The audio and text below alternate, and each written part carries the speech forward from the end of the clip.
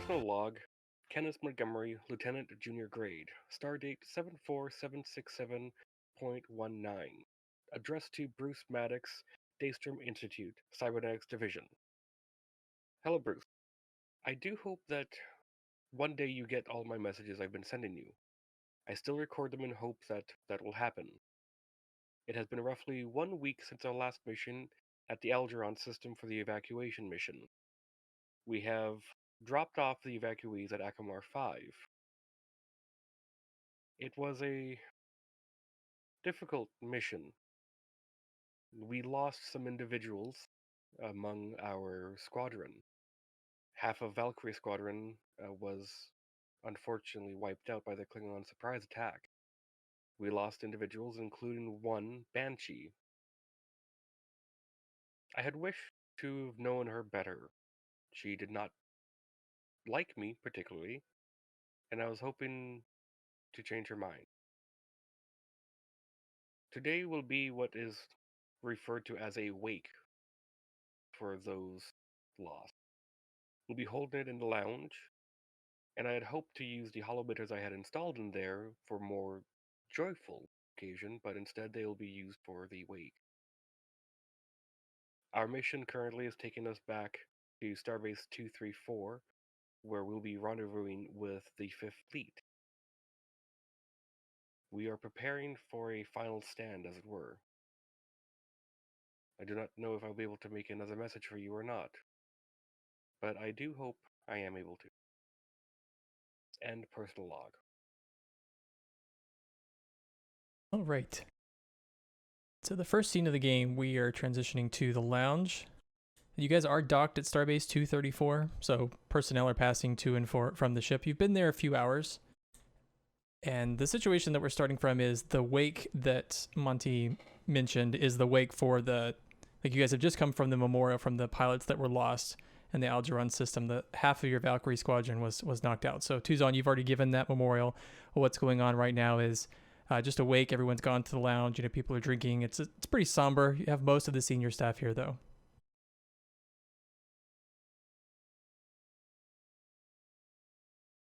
I'm going to walk over to where Ra and Sophanth are.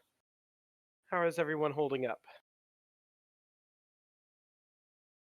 From an engineering perspective, I'm not sure how many of my men knew Banshee well, but I'd say things are somber but hopeful.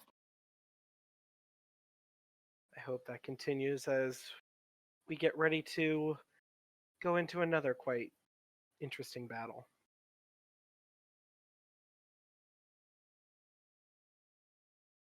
On my end, I would simply say that it doesn't look good. At least that's what Scuttlebutt is saying. We essentially, how to put this? If you'll imagine, sir, we didn't exactly have the best repertoire between Banshee and the senior staff. Let's just say that there's already some rumors that we deliberately abandoned her squadron, or that we maybe sent her to die with the knowledge that that would be getting rid of her, quote unquote. Now, of course, I've harshly rebuked anyone I've heard saying such things, but Scuttlebutt will do what Scuttlebutt does. Yes, unfortunately, that's the nature of being in a ship.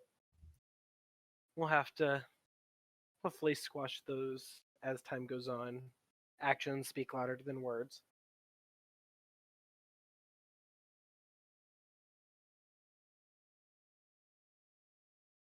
I don't know how we're going to hold up to this. Well, looking over the battle plans, it seems like if our 5,000 quantums don't do anything, then we might as well kiss this part of space goodbye, Captain. Yeah, I'm hoping that isn't the case. Preliminary reports say that we're going to be outnumbered, but it could always be worse. Then, Have I told you that saying such things is usually a bad omen? Yes.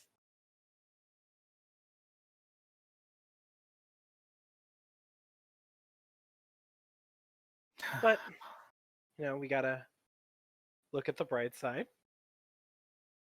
and hope that the fleet plus us will be enough to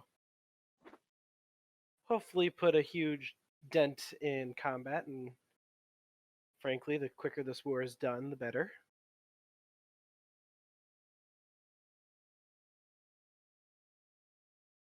I just sort of look over my shoulder at Montgomery and I say, "So, has anyone talked to Monty yet?" He had requested to do the several of the letters to the families of the uh, people in that were unfortunately taken away from us in Aldron. But other than that, he's been keeping to himself.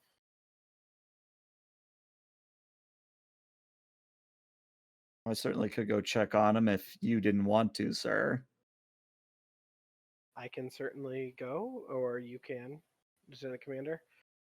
I do know that I just got a message that Captain, is it Gara, Yeah, it's Gara. uh, is wanting to communicate with me. You handle that, sir. I'll go talk to Monty. Very well. Let me know if anybody needs just some time to talk. I think a good commanding officer is willing to listen to anybody. I sort of flash a very small smile, but then I go back to full business and walk over to Montgomery.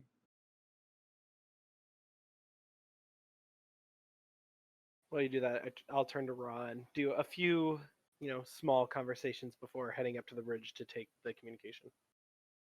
He actually was calling you to his office on the station, so you'd have to, Oh, make a then walk. I'll do a walk.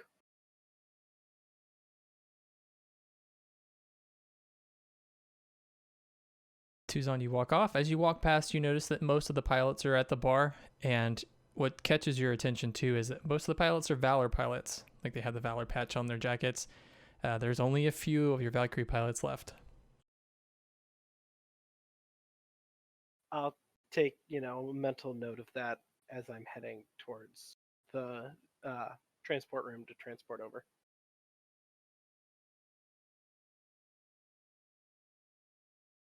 But Sufanth, as you approach Montgomery, what have you been up to?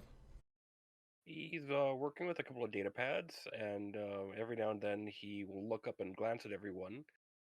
When anyone would walk in, he would just, see where they're going. But yeah, he's just working on a couple of data pads. Mr. Montgomery, you doing all right? I am functioning fine. I do not believe I'll have any issues or episodes that I had, unfortunately, before. I'm going to chalk that up as an attempt at humor. Tell me, are those letters to the deceased families? The letters have already been completed and transmitted. These are new rosters I'm building and potential adjustments to each squadron and potential recruits. I see. Any bright-eyed people I should be aware of? Any upcoming stars? At the moment, it is too early to say. I have not had any input from the squadrons. None of them have approached me and have found other duties to occupy their time when I would request a meeting. Well, I mean, you're a smart individual. I think you well know that they're avoiding you for a reason. Yes, I am not a person. And I just sort of, do that little head motion where I'm just a little taken aback, and I say, "Sure, you're a person. You're an individual. You have at least some capacity to feel snubbed." It is more of an acceptance of the treatment I receive. It is now part of my programming. I no longer expect different. Not sure how to quantify that in terms of an emotional spectrum. It's an interesting concept. I Let's talk about have it then. a word for it. I actually have two words for it. It sounds like you've given up. I could see that.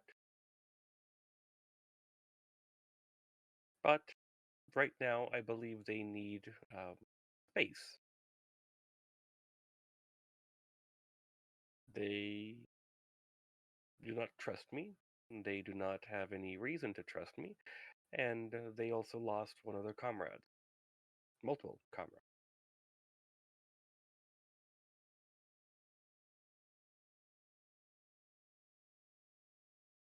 I would simply say that if you let things continue as they are, you're never going to find what you're looking for, at least what you started looking for before all this happened. Sure, give them some space, but at some point you need to start trying again.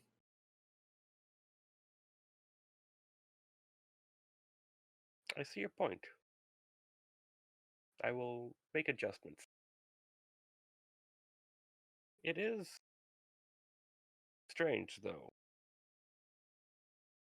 Even though that Banshee and the other Valkyrie pilots did not have a fondness for me, I did look forward to seeing the reports for the short time they were there. It Maybe is. that's a good conversation starter with the survivors. Hmm, I might request that Danik stays with me, just in case one of them doesn't like me too much. Well, last I knew, you are kind of hard to put down. Hmm, Geranium alloy composite skeletal structure. It is durable. If anything, I'd say you probably want a medic with you to treat their broken knuckles. He'll look at you for a second and give that delayed smile, and then he'll just let it fade. And he's like, "I will keep that in mind, Hmm. Well, Commander." I have to go handle some letters of my own, unfortunately. Don't think I'm gonna let this slide, though. I did really mean that I expect you to start trying in the near future. Understood, and thank you. You're the I, first person to talk to me since all this went down.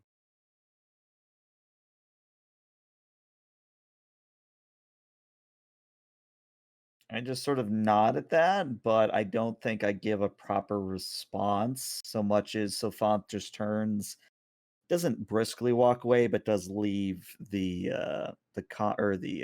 mess hall and heads to her office. So, Vanth, before you can actually get out, you notice the conversation in the room almost come to a complete stop, and you maybe weren't looking in that general direction, but you notice all the heads in the lounge all are looking in a direction, and as you turn, you see what everyone's attention is on. It is a Kentaros who stands well above everyone else. Actually, he's probably a foot taller than even you. He's a very massive male Kentaros, and he's wearing some thick battle armor. He's not carrying any weapons, but he's wearing some battle armor that has the Kentaros logo on it. And he's scanning the room like he is well taller than everyone, and everyone just like watching him because he's just so huge. But he sees you and immediately makes his way to you. And you recognize him immediately. It's your oldest brother. Yeah, I know who this is. He walks over and he says, I heard that Philly was on the ship, so I came here as quickly as possible. Hello, brother. How are you doing? It is good to see you, Philly. And Philly is the universal translator cutting in. Philly is the Oh, I English know. word for a young female horse that's not actually a mare. It's almost like calling you a little kid. I'll let I you. know. It's something he's called you ever since you were a kid, and it's not exactly a compliment. It's a subtle way of putting you in your place. Mm-hmm. So it is through a strained smile that I say, "What brings you here, brother?" We were requested to assist this station in defending the Klingons. We have 50 Kentaro soldiers here. See. And of course you came instead of somebody else. Yes. I was hoping you would join me in the defense of the station. Well, my duties are to the Hope itself, but if requested by an admiral or the captain, I can join you, yes. Yes, but your place is with your people. Tell me, Sure. how's Mother doing? Surely one of these, and he motions around to the whole room, in fact. Surely one of these can do your duties on this ship while you defend the station. I am told it is a much more important target. Phew. Ryalix doesn't like that. He kind of stands up at that statement. And Ryelix, you notice when you stand up, you don't even come to his shoulders. That's how tall he is. Oh, sure, he doesn't care, though. And I think I see this coming, and I'm gonna let it happen. Who are you? And he doesn't approach you, but when you say that, he slowly turns and looks down at you, and the size difference is very apparent. You kind of get the feeling that you're standing in front of a mountain as he says this.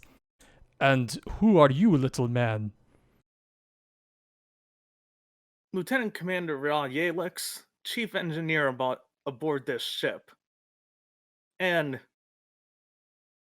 with all due respect, the people on the ship are just as much Sophant's people as her own species.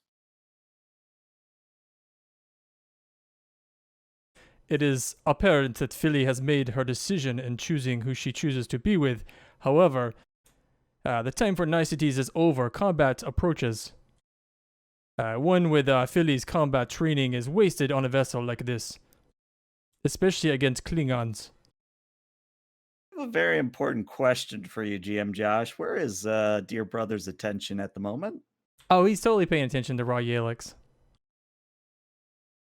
So I don't have a focus for this. In fact, I deliberately did not take a focus for this, but I do have a value which I feel like I'm going to tap. The value I'm going to tap is speak softly, but carry a big stick. Okay. My big stick is literally turning and just two hoof bucking him in the face. Okay, cool. Because this is the relationship Sophant has with her older brother. What is that? So that's an unarmed attack. So I guess that's daring security. Yeah. Oh, hey, I did stat him. Hey, look at me. So let's do an opposing daring security. I'll make the determination to be the 2 free successes. I will use my 2 momentum I got from coconuts in an appropriate manner to get a 3rd die. He's just going to do a straight roll, so you have a very good chance here. Good, good. He does, however... Oh, look at that. Zeros. So, what is that? That's 4 successes. So, we get 3 momentum? 4 momentum? Yeah, difficulty is 1, so if you get 4 successes, yeah, that's 3 momentum. All right, yeah, we get 3 momentum. So, my goal here is not to, like, injure him, but I'm still going to roll the unarmed damage just to see what happens. If you get an effect, I believe even as a Kentaros, you have the knockdown effect on your hand-to-hand, so you could put him down. Correct, yes. And I got 2 effects, which is more than sufficient to do so. Before you do that, we will establish that if you do take Argano down like that, that is a tremendous insult. Like that's really big, especially in your setting where you are. I know. It's why I did it. There's a reason for it because I have a monologue ready.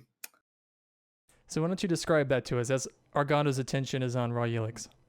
So as Argano is more or less preoccupied, I turn to Montgomery real quick, and as an aside, I say, Montgomery, take this as a learning experience what I'm about to do. I don't have the best of relationships with my brother. He's walked all over me my entire life, and I'm about to change that. And then I turn and kapow. As you kick him with your front hooves, Argono goes stumbling back. He was facing Ryelix, but his actually body was turned, kind of going down the stairs that you see here. And your hit actually makes him stumble backwards and fall. He crashes into a table and shatters it completely. And of course, the people that were at the table jump up and run back. But yeah, you knocked him completely down. When he pulls himself up, he actually jumps up very quickly. But of course, he's trained for this sort of thing. He immediately goes into a combat stance. And he looks at you and he says, Solfant, you are very lucky I was not prepared for that treachery. I should have expected that from you. Someone who would leave their people, their station. And Monty's just going to step in front of him. And he's just going to look up at him and says, Commander Sofanx is the first officer of this vessel. Her duties and responsibilities are to the crew and the ship. If you want to intimidate or insult her, then you're insulting everyone on this vessel. And I do not believe you will be able to deal with all of us. Montgomery, while your defense of me is admirable, I can handle this situation myself. I'm simply just stating the fact that he will have a lot of people to contend with. I just sort of sigh and say, Argano, let me be clear. When you come onto my vessel and start using terms like Philly in front of the rest of the senior staff, that's simply unacceptable. And frankly, if I'm able to do this to you now, how the hell are you going to stand up to a Klingon? So I'm going to say this in pretty much the most blunt way possible. Get the fuck off my ship. All right. So, Sofanth, why don't you give me a command presence? And Montgomery, since you're helping in the conversation, why don't you also give me a command presence assist? The difficulty is going to be a 2. Would you say I have a persuasion focus? Yeah, I think that's what you're going for here. Okay, then I will spend 1 momentum for a 3rd die. And in comes complications. No, I don't Well, hey, 2 successes. That's all you needed, though. Argano, he looks a little deflated. He looks around. He straightens his shoulders. But he can see you have made your choice, Sofanth. I will defend your precious little station. It seems as though you have chosen where you would like to be, as unfortunate and disappointing as it is. Say hello to Mother for me. And then I sort of wave him off, and if he doesn't move, I deliberately turn away as if to signal I'm done talking to him. He turns and he starts to walk away, and as he does, of course, people jump out of his path because he looks like he's just going to run them over. And before he gets to the door, he stops and he turns and he says, When I tell this story to Mother, I will be sure to edit out the parts so that she will not be so disappointed in you. And he walks out. I just sort of shake my head, and then probably at everybody who's staring at me, I say, well, I'm not seeing enough liquor consumption. Bartender, another round for everybody. And there's you a would moment. see that after that kick, Ryelix probably has like the biggest grin on his face.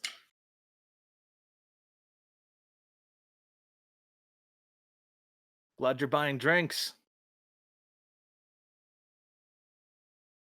Well, someone has to improve the mood after that. Might as well be me. Besides, I do sort of have a growing stash of latinum. Trying to remember, do we have a bartender hologram on this ship? Yeah, we have the emergency bartending hologram. That is right. And I think Sofanth basically gave it a command that sort of made it sentient, so it's been a little testy. Mm-hmm. Emergency bartender hologram. Let me Or find. is there something else we're supposed to call him?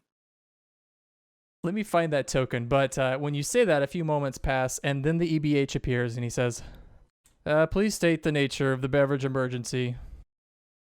One Sumerian sunrise, please. Great. Well, at least that's something that I have to actually combine myself. The replicator can't do it. And he walks over to the replicator and states a few components to the drink, and he starts mixing it. And he brings it back and he says, well, I guess I'm supposed to ask you about your day. How are you? It's been something. Telling the engineering crew we're going into a battle we're going to be vastly outnumbered, kind of scares some of them, surprisingly. And he leans heavy into the sarcasm with that. Well, hopefully if this ship is destroyed, you will remember to back up my programming. I'll work on that as a brief side project, EBH. Which, is there something else I should call you? EBH seems a little too impersonal, if you will. Well, I guess you can call me whatever you'd like.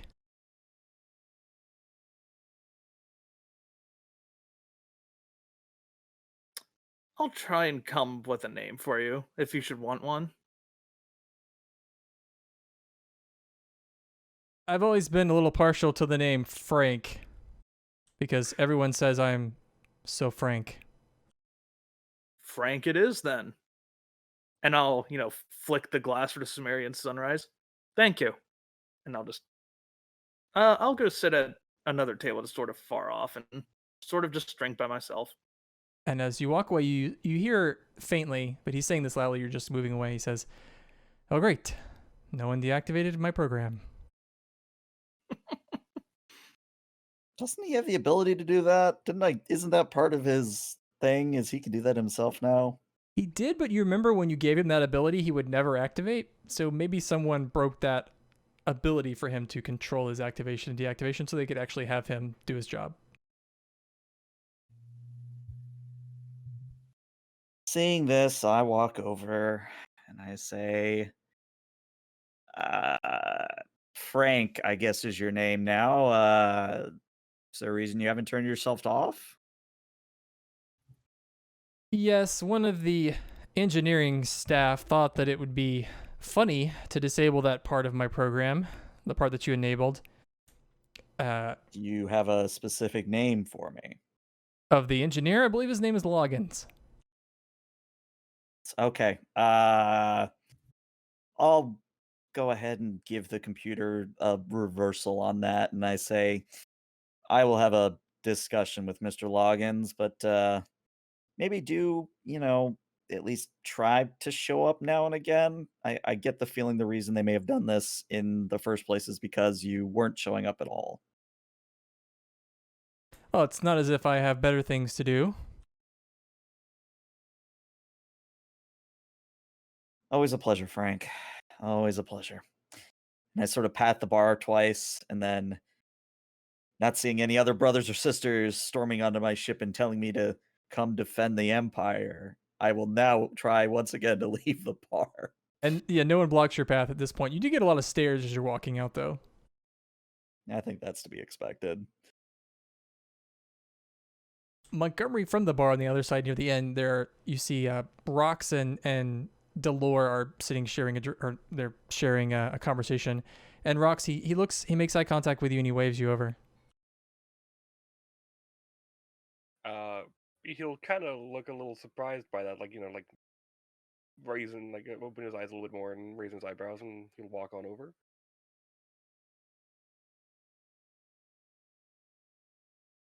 Rox turns on his bar stool. He's sitting next to you, Delore. He says both of Rox and Delore are wearing their jumpsuits, and Rox he's got a drink in his hand and he says, "So I heard, Mr. Montgomery, that you're the one that dropped us off in the Algeron system, right?" Yes. That was a fancy bit of flying. I have to say, I was a bit impressed. There was a calculated risk, but I believe the computations justified the risk. Oh, yeah. The computations. Sure. Anyway, we were about to have a round for Banshee. You might want to join us. I do not drink, but I can consume alcohol. It just has no effect on. Well, it's my experience. When you're at that point, you should just have some more. I do not think my systems would be able to process it. It would simply just discard it. But I will have a round. And he passes you a drink, and he says, also to Mr. Delore here, who's now the section leader for the Valkyrie group.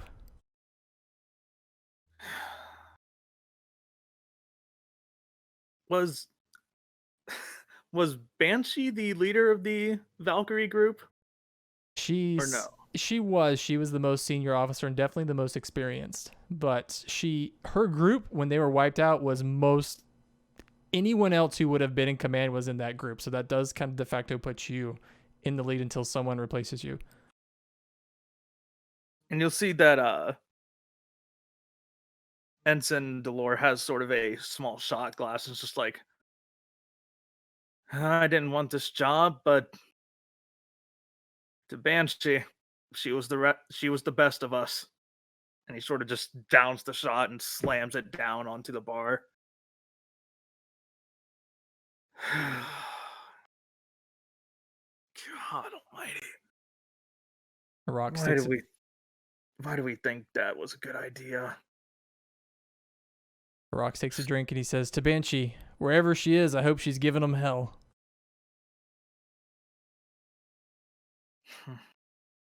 Monty will just look at them both and say, to Banshee. I did not know her well, and I regret that opportunity being lost. And he'll take a drink. Well, it's my hope that we could perhaps start paying back our losses in this next mission and maybe one day make our way back to Algernon. Yes, I do agree with that sentiment. Right now, this is a time for the wake to happen. But after, I would like to request a meeting with all of the flight staff.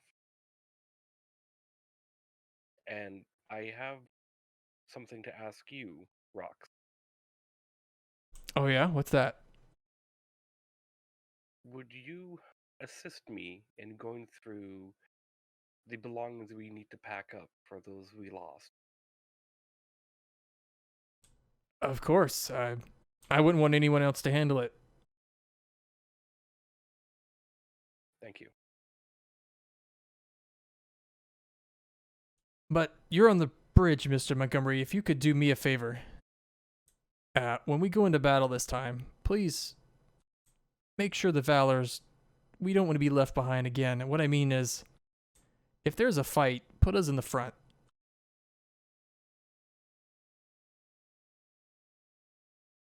I understand.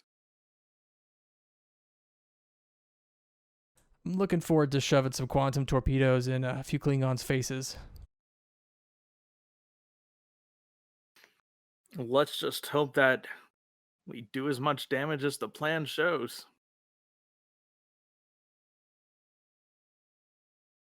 That'll be another talking point I would like to address during the meeting.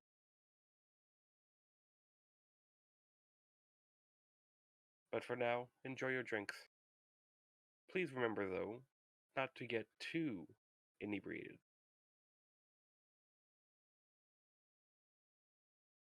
Well, I only drink to excess whenever I drink, but I'll try to remember to stop. Don't worry, the ensign here, he's in charge now. He'll look after me.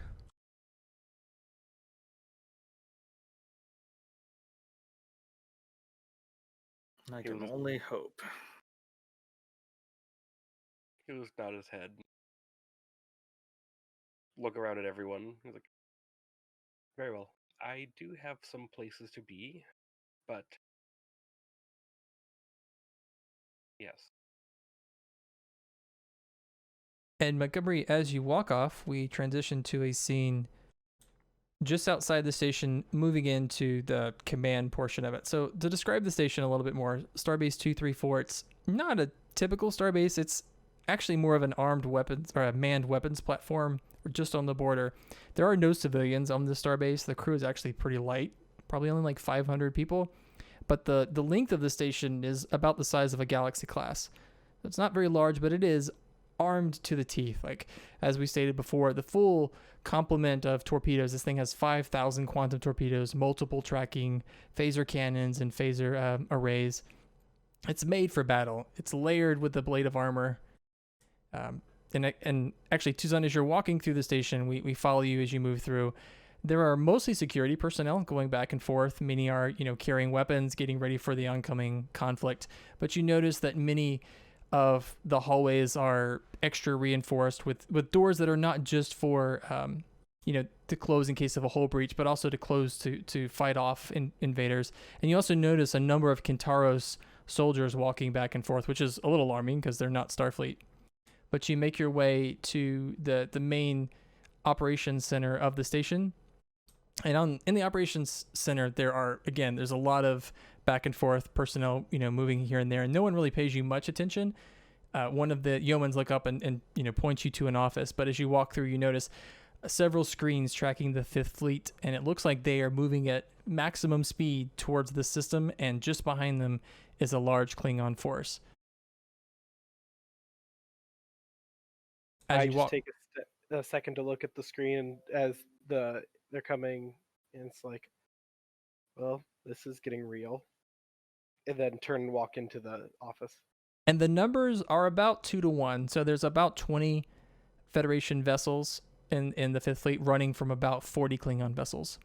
The Klingon vessels are actually there's a lot more of them and a lot larger. Like, there's a large number of Negvar vessels, and the Fifth Fleet is mostly smaller. I think we say that the largest ship that the Fifth Fleet has is a Galaxy class that's functional.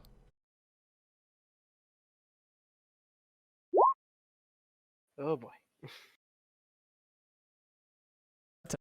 After a moment, you hit the chime at the door, and the door opens. And you walk into a fairly large office, actually, for a starbase this size. But standing at the window is Captain Guerra, and as you walk in, he turns and acknowledges you. Captain Guerra, he's a middle-aged Qatarian. You notice that as you walk in, he moves around his desk to approach you, and he's walking with a bit of a limp. He says, hello, Commander. Welcome to 234. Captain, I hope all is well. And he reaches a hand to shake your hand. I respond with a handshake. Please, Commander, please have a seat. We have a lot to discuss. Indeed we do. I was just admiring the displays out in the Op Center and noticed that we're running short on time. We estimate the Klingons will be in this system in about 5 hours, so you're right. This is about to become very interesting. What can the Hope do? Well, he motions for you to take a seat in front of him as he limps back over to his seat, and he sits down kind of gingerly into his chair. You notice as you sit down, Tuzan, his desk there's really not much there. There's a model of a starbase. He's got a display computer, and then he has one holographic projector that projects. It looks like a young Qatarian female child. He catches your glance as you're looking at it, and he says, "So, Commander, do you have any children of your own?" I can't say that I do. I have nieces and nephews back on Bajor, but no children of my own. This is my daughter. We lost her mother years ago. I've had to send her away to Regulus. Unfortunately, I don't have time to be a father. Life is all about compartmentalizing, and at this point I have to compartmentalize that part of my life. I have to be a captain first. Hopefully soon we come to a day where you don't need to make that choice. I hope as well. But it's about compartments that I would like to continue to discuss. Commander, I know that you are a doctor and you're not trained in combat. You're not trained in warfare, and perhaps what's been going on lately might even be against your oath as a physician, that is. But I'm going to need you to compartmentalize that for a while and put that away. I need someone that can coordinate large groups of people, and that's exactly what your training is in. I would agree, holding several chief medical officer positions, and I know how to delegate and make sure everything's running as a machine. I've read the report on the Algeron system. How's your crew holding up? We've been better, but I think we're strong enough that we will get through it. Definitely the fighter pilots are taking it really hard. Losing half a squadron is not an easy thing to overcome quickly. I realize that losing half your Valkyrie force does diminish your combat potential. However, the Hope is the most supplied ship in this sector. Something that I have thought of multiple times throughout the conflict, how we are kind of the lifeline of everyone else. Indeed, especially the Fifth Fleet have been taking a beating. Well, with what the Klingons have been doing with their cloaking device, not to mention the dilithium shortage. And on top of that, the Zukov has been missing. She's never returned to her station. And all of those injured crewmen that were aboard that we wanted to restaff on the Fifth Fleet never came back. Don't know what happened to that ship, but to say it's been a serious loss to our tactics. I'll put it on our list that after we're done here, we start looking for the Zukov. So, Commander, I take it that you've had a chance to look over my battle plan. I've glanced through it a little bit in our journey over here. Well, it's actually fairly simple. The Fifth Fleet is heading here as quickly as possible. The Klingons see this as a great chance to pick at them and finally wipe them out. So, as far as we can tell, the entire bulk of their force is on their way here. Now, normally, they would just avoid this starbase, which is what they've been doing this entire time.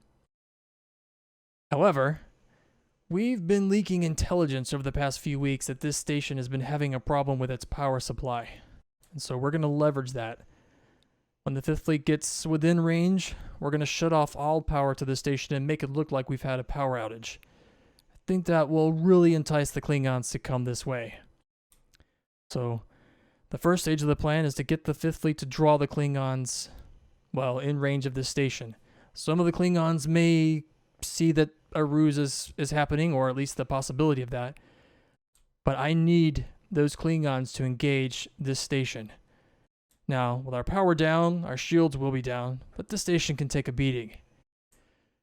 But once the Klingons are in range, it will be the most, let's say, difficult part of this plan.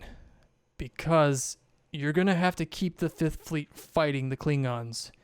You'll be outnumbered 2-1, but you'll need to give us time to power up this station.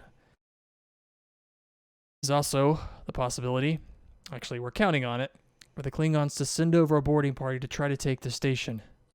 They'd love to have this place as a prize, which is why, I don't know if you've noticed, we've been able to convince some allies. Actually, we have a security force of 50 Kantarans to help us fight off any boarders from the Klingons.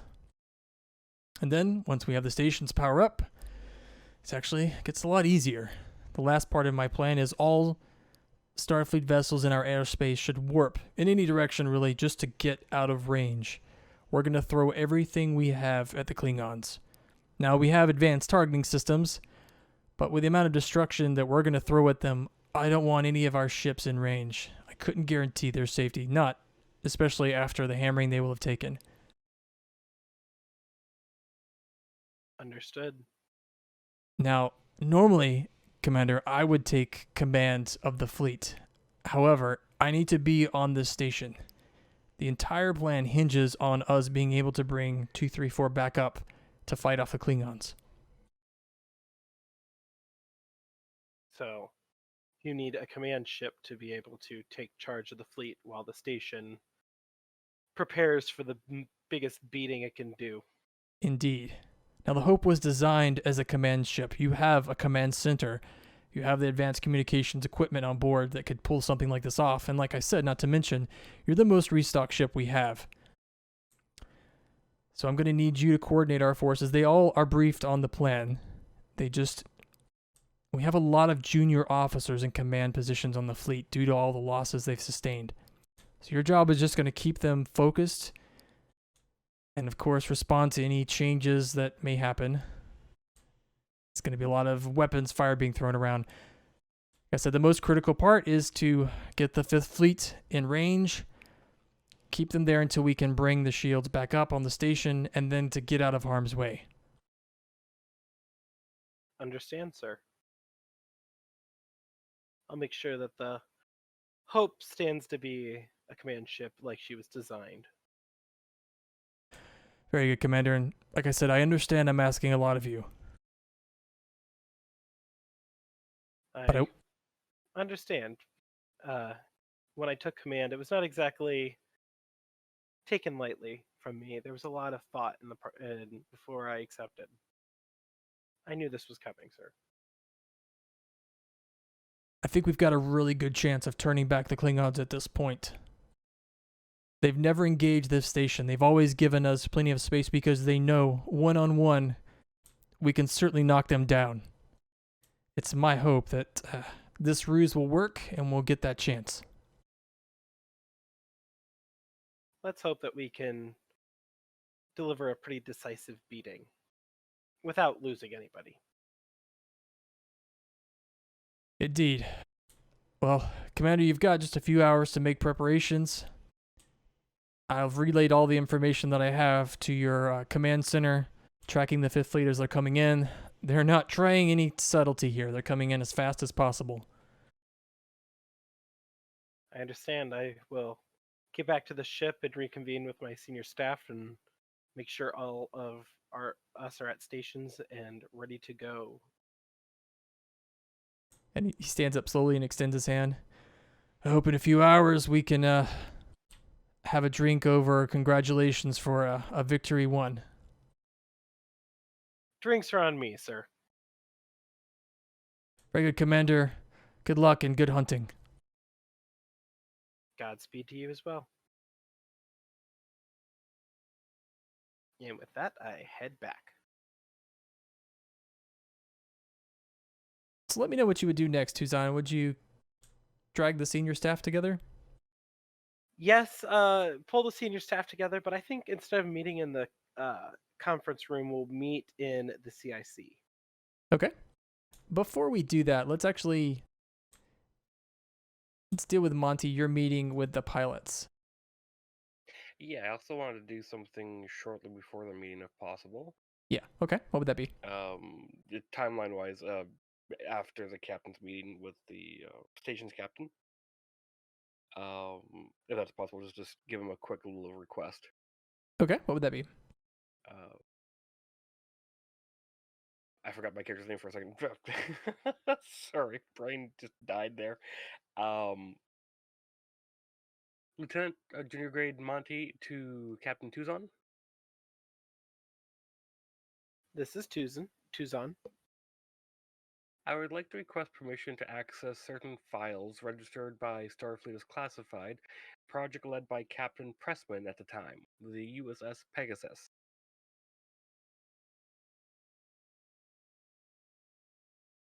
From what I remember, that could very well become relevant. Proceed. Thank you, sir. And yeah, I'll just try and get information on the phase cloaking device. So just say offhand, easily the information that you have available once you have clearance, Montgomery, is, that there was research happening with the Pegasus. It was an attempt at a cloak, violating the Treaty of Algernon at the time. And Starfleet actually went so far that they created a phase cloak, actually a little bit accidentally, and that led to a disaster where the Pegasus, materialized in a rock just like the TNG episode. The research was kind of scrapped because not only was it a treaty violation, it was also very unstable. The Enterprise used it to get out of the asteroid they were trapped in. However, it was earmarked by the Starfleet Science Department as dangerous technology and that it wasn't very reliable. And Starfleet Security, you see a few marks where they were interested in it, but the technology was just kind of abandoned at that point. Alright, I'm basically just looking at what type of energy signature was being emitted by it. Basically, like technical information. How the phasing was occurred and what possible methods, if Starfleet engineering corps came across any ways to maybe hamper it or found a way to impede it. Or any possible theory. There are a few notes about how the technology was deemed to be very unreliable and very dangerous, especially with dealing with a traveling starship and especially at warp. There were some inconsistencies about how the phase cloak could be dangerous, especially when entering subspace. Subspace, you say? Yeah.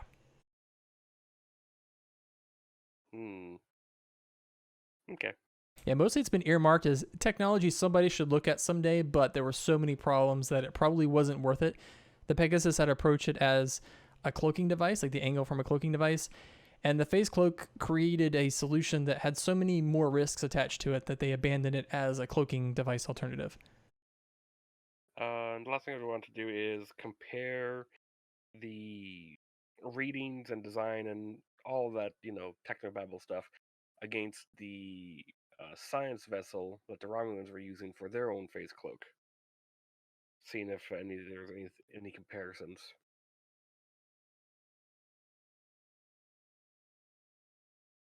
Trying to remember back to that episode. I think the difference with that phase cloak was the Romulans were trying to do it, but I think the conclusion that you've drawn is a phase cloak is a very advanced piece of technology. No side has been able to reliably pull it off, and the side that has, everyone that's been able to implement it, it's come with huge amounts of risks, and it seems to be very unreliable. Particularly around subspace. Subspace seems to be the thing that is a huge hurdle in the technology, and that it's practically impossible, at least in the research that you're seeing. The scientists haven't been able to figure out how to do a phase cloak while at warp. That seems to be a pretty big deal. Okay. I have a couple of things in mind then.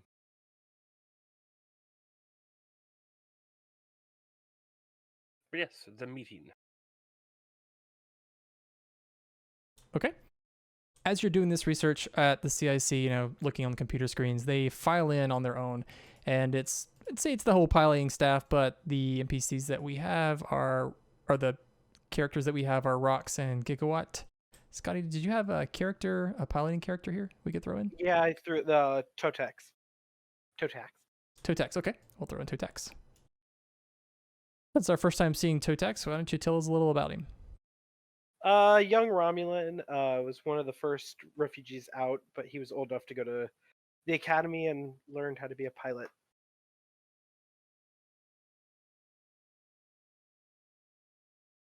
Yeah, but as they're all filing in, they kind of are very quiet, and you have their attention after a moment. And Rox looks over to you and he says, "Okay, Mr. Montgomery, we've got flight checks in a few minutes. We're gonna go over our ships. Did you need us for something?" Yes. First and foremost, I wish to apologize. No doubt you've all heard of the incident that I suffered a little while back. And he'll just scan the room for a second. Unfortunately, that was something out of my control. And it is something I do regret. Or as a machine can regret as much as possible. And he'll pause for a second just to see if his attempt at humor works.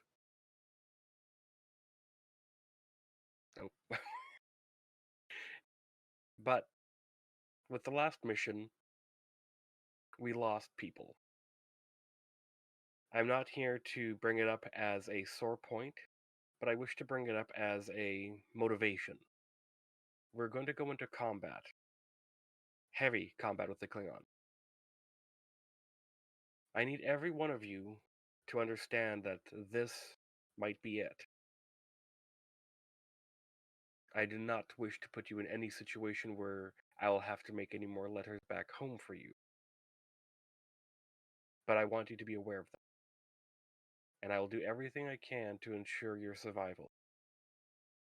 But I do need you to work with me as a team. It has been difficult to regain trust of so many individuals, but I do hope you trust me enough to try and keep you alive. Being in command of the CIC, even for the brief time I was, has become part of my programming. For you, it takes years to develop skills, knowledge, habits, and quirk. For me, it takes only seconds. But those few seconds are still valued. I expect to see every one of you return after this battle.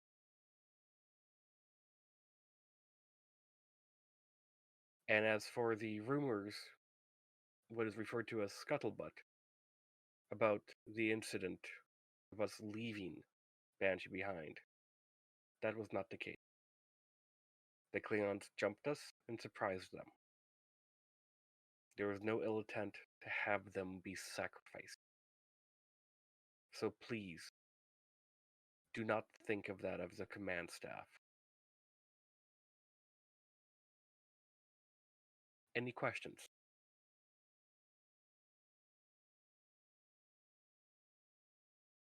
Gigawatt will speak up. Not necessarily a question, Lieutenant, but I do have one thing.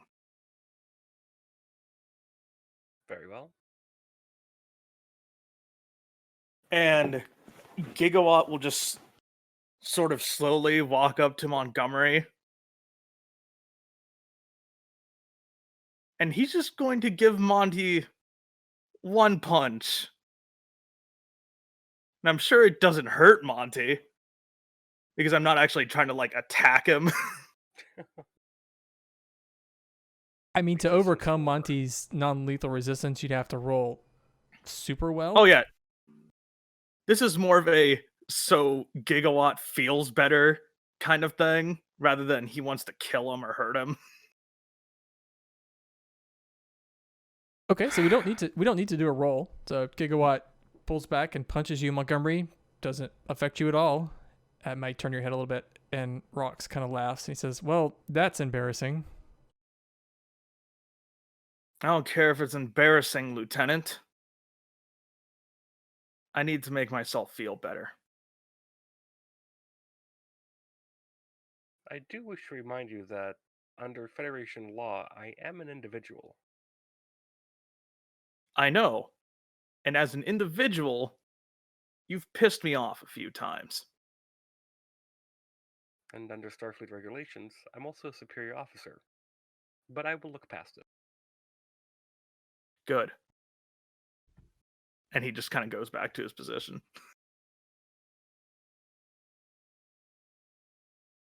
And Roxy waits around for anyone else to say anything, but then he walks over to Montgomery and he stands there for a moment. He's not going to punch you, but he looks at you and he says, "Mr. Montgomery, understand that trust is a street that goes both ways. If you want us to trust you, you got to start trusting us." Understood. And he holds out his hand to shake your hand. He'll shake it. The one big topic I had wished to speak with all of you during your first deployment on board the Hope was your entry into the shuttle bays. It violates over 17 different rules and regulations and standard procedures, but it cut down on your transit time. You're able to dock a lot faster, and also to depart much more quickly than you would normally do so. After all this, I would like for all of you to take your time and train the shuttle pilots in the same methods. If we could have the Jean Leary classes launch just as quickly as you can, that means they are able to depart quickly to save more lives. So Well, oh, okay. sorry. So you're giving us permission to bend the rules a bit, Lieutenant? Toe Yes, Tax will step up. Sometimes bending the rules results in better situations. in this instance, I believe the performance increase is beneficial and warranted of the adjustment to the rules. Well, Mr. Montgomery, the idea behind that was actually one that Banshee and I came up with, and that we should train for the circumstances that we might encounter. The idea being that if the Hope is ever damaged and we can't do a tractor beam landing, or even if any of us are flying damaged ships, we should know how to land ourselves. If we rely exclusively on automation, and he says that to you while looking at you, realizing that this might get a little awkward talking to someone that's artificial. If we rely on automation, then we could become a little complacent. Understood. And this is why I wish for you to look at the shuttle pilots and help them adjust to a new way of docking and departure. But that's just for after the battle. For the battle itself, we have a few plans. And he'll pull up a kind of an overlay of the area they're in, and showing different, like just like a little montage type thing of showing different possible scenarios and attack patterns.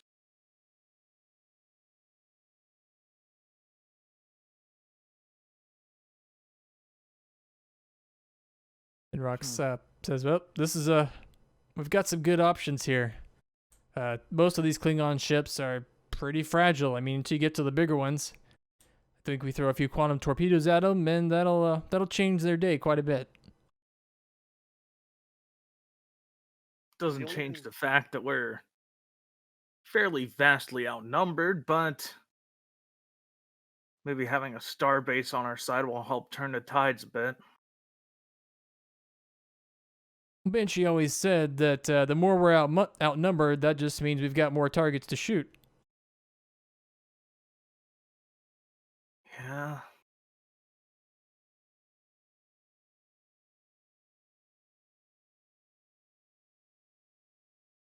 But Mr. Montgomery, we'll get back to it. Like I said, we've got some check-ins we've got to get to, getting our ships ready, and after the fight, we'll meet up in the lounge and have a talk.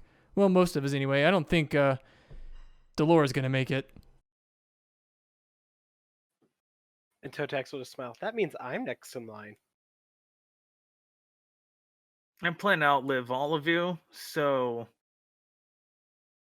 I think That'll I'll be be very going. hard. I'm a Romulan. I live a very long time. If we are comparing life cycles, mine would be indefinite. I mean, they got to replace some parts on you every now and then, don't they? The lifespan of the parts of my components far exceeds almost all of you before they would need any wear and tear replacement. Toe Tax will lean to Ian. I'm the almost. I see. Well, as we're walking to the hangar, guys, I'll tell you a good story I have about Ensign Jensen, who, he'd been a little long in his assignment, and if we're talking about spare parts, well, let's just say he found an interesting use for a few out of main engineering and got in a little bit of trouble. But that's a story that should be told in haste. You can tell us over drinks when we're all done with this.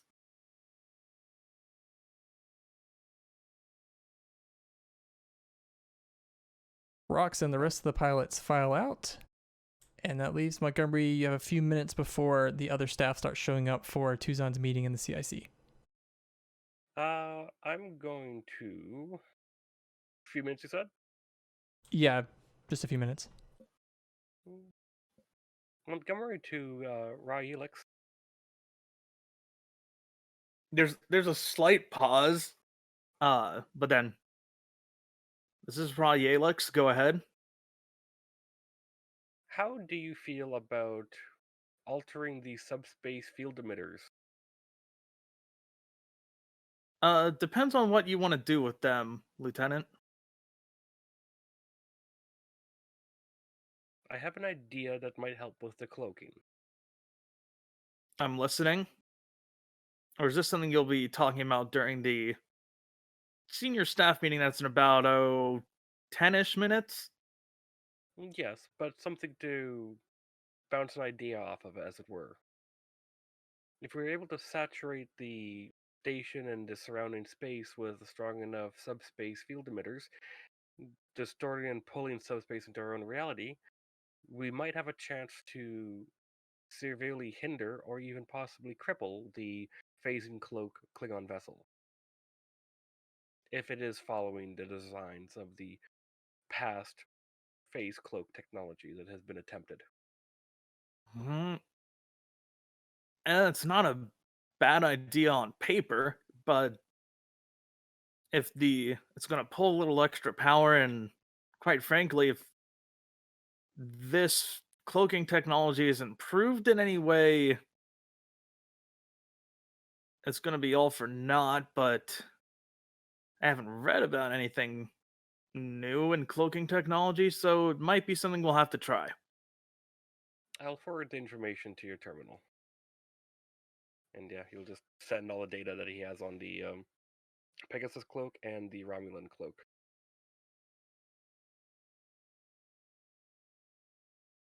But as the rest of you make your way into the CIC,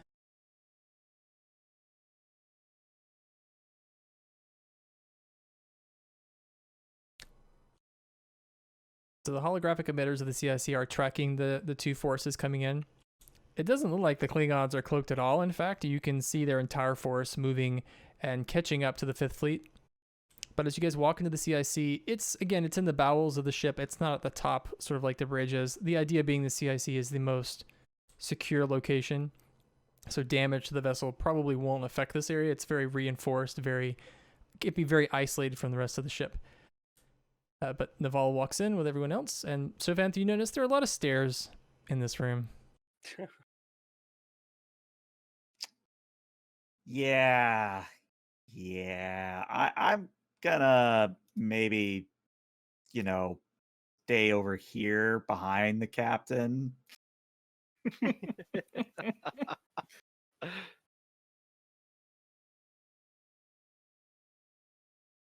So once everybody comes in, just go, howdy, everybody. Hope everybody is preparing adequately. Preparing as best as we can, given the circumstances. Yeah, that's how I'm feeling. As you can see, the whole schematic, basically what the Starbase had on their screen, is up on our display. Oh, good. There's apparently 10 Negvars. Thanks, Josh.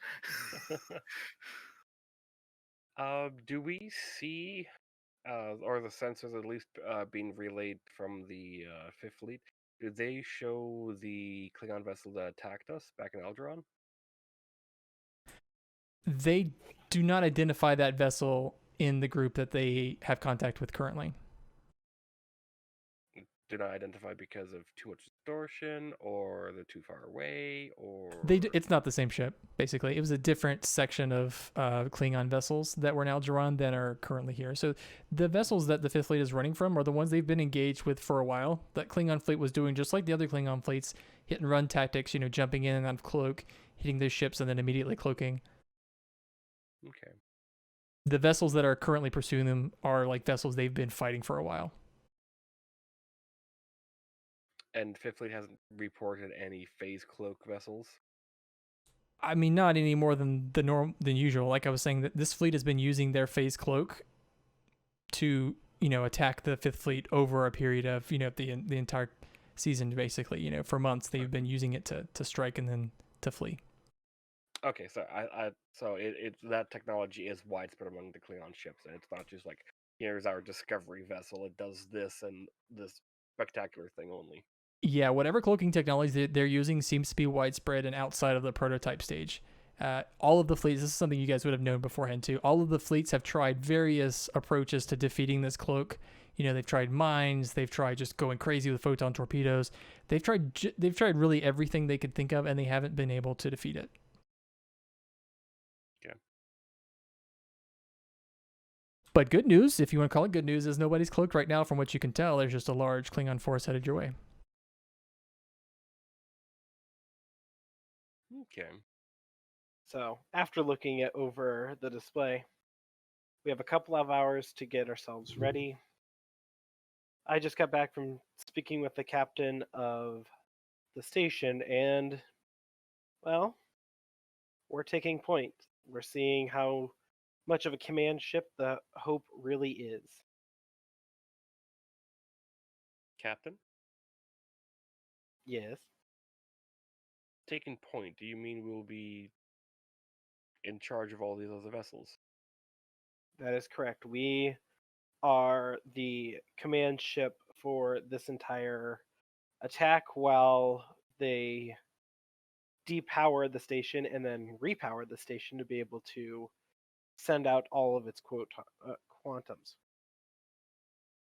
We are, once the fleet arrives, we are to take charge, and the captain very much put that on me, being of a medical professional who had to delegate and move around a lot of people in a very short amount of time. For this attack, I think it is best that I stay in the CIC where I can command and order movements of the fleet, while Sophanth, you take the bridge and order our attacks from there. As you wish, sir. I simply, I sort of squint at the Negvars on the screen. I simply would offer up the point, if they are using phased cloaking technology, we need to disable that before the quantums go out. Otherwise, they could just cloak and totally ignore the attack. That is my thoughts exactly. Is the science department made any headway on how to track it, or where we can hit the Klingon ships where they won't be able to phase? Captain Guerra's plan that you would have read by now, Tuzan, his plan to defeat that is really just to all of a sudden surprise them. His idea is that if they're busy fighting the Starfleet ships, or they're busy trying to take the station, they're not really paying attention. So he wants to bring up power to the station and then all of a sudden just blast them. Fair enough. So, talking with the rest of the staff, we are taking command of the fleet. We are delegating movements and hopefully not suffering any casualties. As soon as the station is operational once again, our orders are to warp in pretty much any direction for the fleet to get out of the way of the quantum torpedoes. There's going to be a lot flying all at once. Now, I personally would like to warp but stay close to the system where we can respond quickly should we need to. We do not know how fast they can quickly cloak and phase. For all we know, cloaking is just simply a side effect of a very short duration of a phase. It could be instantaneous for a phase and then they go invisible. If that's the case, majority of the attacking vessels would be fine. It's completely a possibility. But we are the sole ship with the most resources, and we have the fighter wings. The fleet coming in, they've been attacking and being attacked, and the ships are weak. The personnel are, well, they're tired. We've got to try to bolster their numbers and their morale to be able to, well, respond and hopefully put a quick end to this fleet. I know the odds aren't exactly in our favor with having each ship having to take out two Klingons to even remotely have a chance, but I think we can do it. Anybody As have for questions or comments? as for their phasing cloaking technology, I have been referencing two different instances that the Federation have come across or developed technology of similar looks and design function. One attempt is to flood the surrounding sector with enough subspace field emitters that the energy is going to pull in some subspace. It is theorized that subspace will make it difficult for phasing, as you are aware, subspace does not, for the lack of better words, play well with our own space. And the other idea was to flood the area with anion particles. Well, I personally like the anion particles because they won't rip a hole in the subspace. We don't need rifts in the area, although it would make it very interesting for the Klingons to have to deal with that. And quite frankly, if we can keep those subspace holes on the Klingon side, I mean, considering the numbers of us against them, the chaos might make for our advantage.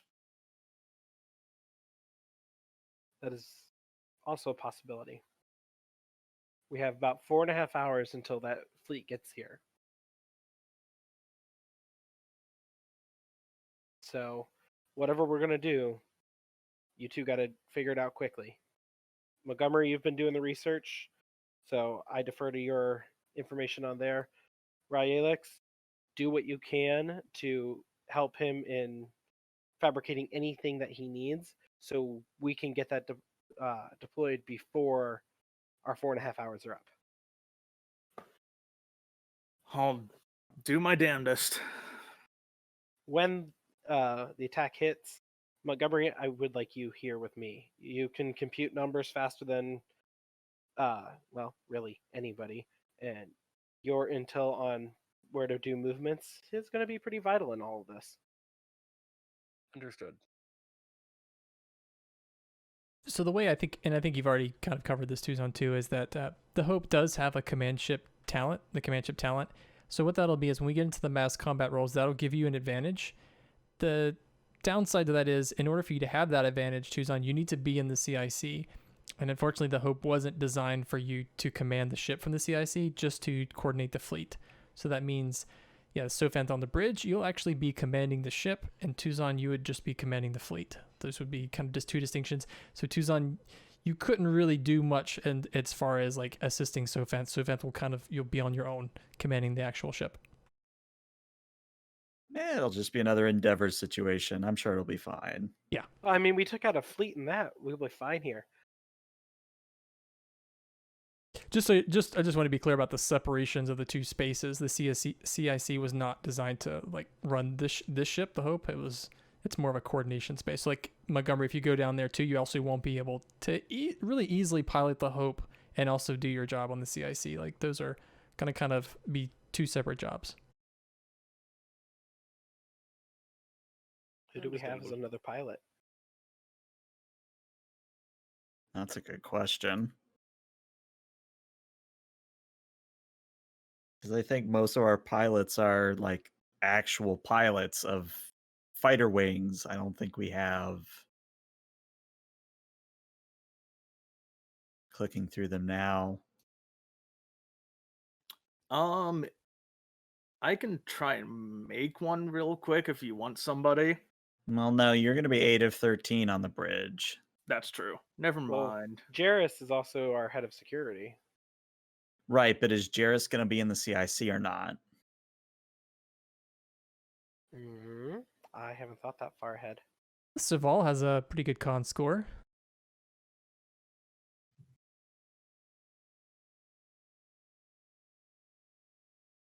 Serval could possibly do that, yeah. Yeah, let's have Serval do the piloting roles, and since it is an activation for them, I will give them helm operation as a focus. Good idea.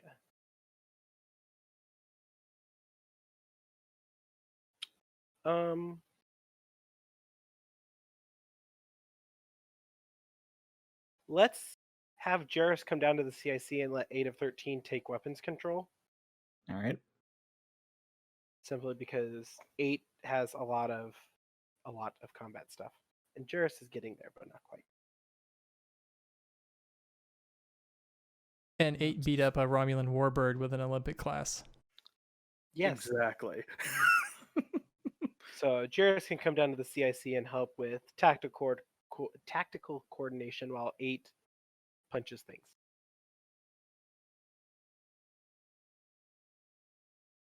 Well, I think with the end of the meeting, Tuzan, everyone breaks up and goes off to do their thing. Before Sophanth leaves, I'll turn to them and go, "Good luck."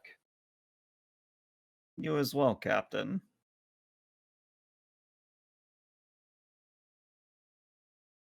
And because I don't think I've ever mentioned it before, if you guys get like communication breaches, that will directly affect the CIC's ability to function. You know, obviously, if you can't communicate, you can't coordinate other ships. It's kind of obvious. Oh boy. So, as everyone starts to go and on their own way, Tuzan's going to do the age-old thing where the captain kind of goes around the ship before a major battle. Just takes a walk.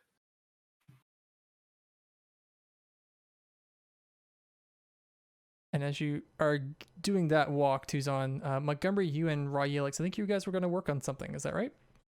It sure seems like it, yeah.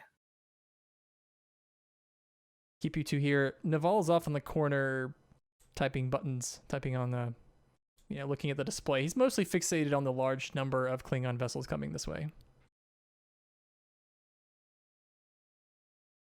So it seems like both of the options that we discussed at that meeting are good. Obviously, the anion idea seems like the safer option, but given our circumstances, I'm not sure the safe option is really the best one. We could try both. Anion field through the deflector dish, and we could reconfigure the, warp nacelles, as they are equipped with subspace field emitters. We would just have to recalibrate them to exert outward instead of inwards.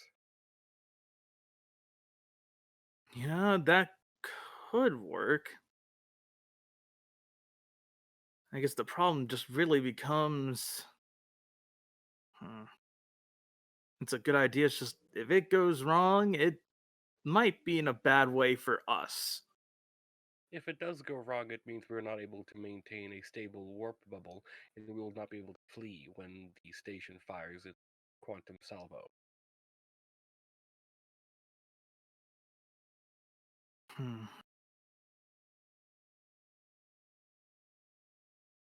mean, other options for what we can use for subspace emitters other than the nacelles?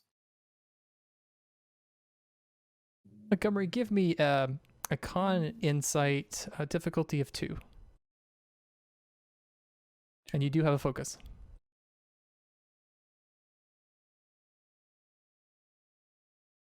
Yeah. So you get 1 momentum.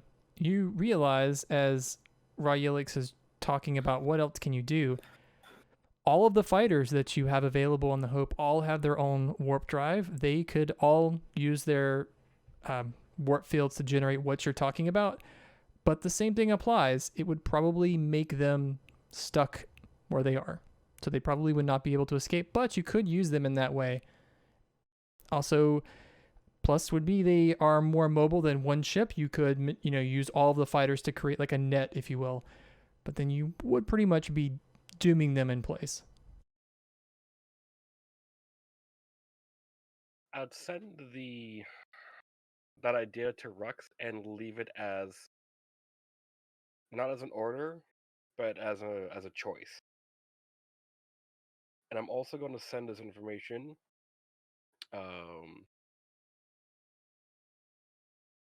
to the station,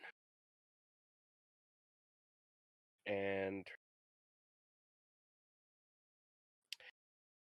I would send the information in a vague enough way to the incoming ships, if allowed, that their engineers might have an idea what we're attempting, but nothing like, like they would know, but the Klingons would have to like really guess at it. But also decrypt the message too, just to make it harder. Okay. Are you telling Raw Yelix? Yes. We could use every vessel, have one giant web. We could also program the probes to do this as well, as they're designed to emit different types of energy outputs for scanning, testing, and typically survey of solar system planets.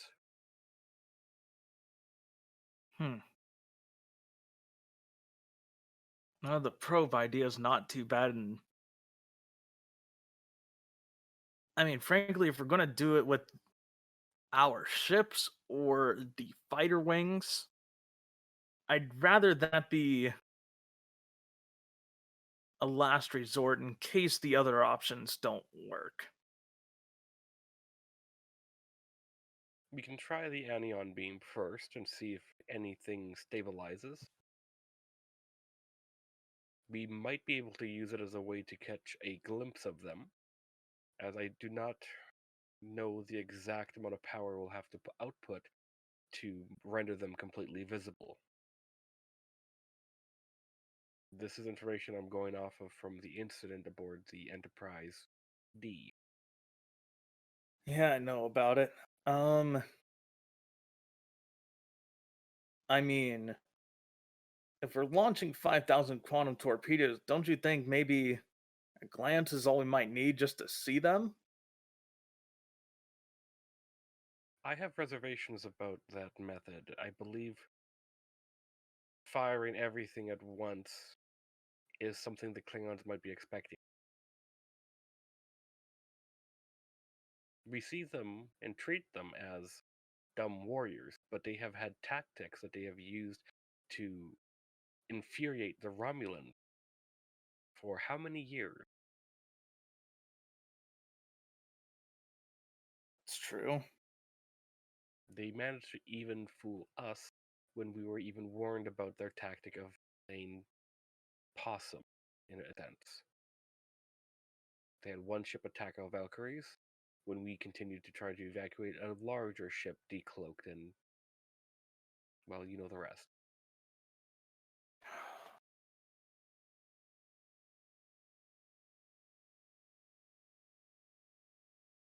Well, I'll start preparing the. Actually, no, I'll put logins on configuring the deflector disk to initiate some kind of anion field, and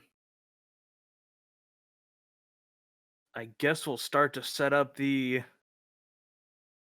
subspace emitters on the nacelles of at least the Hope and maybe the other fleet ships, and we'll use the anion field first, and if that doesn't work, we'll probably try and use the subspace emitters and hope for the best. Understood. I'd also recommend, once again, using the probes as well.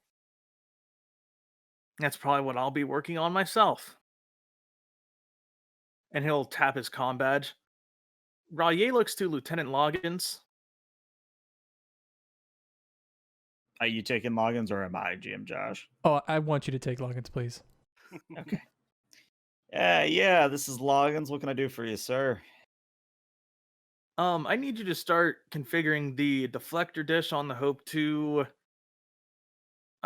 be able to radiate some kind of anion field. Part of an idea we have to hopefully uncloak any cloaked ships that might be in that Klingon fleet. All right. You care if EPS conduits get blown out?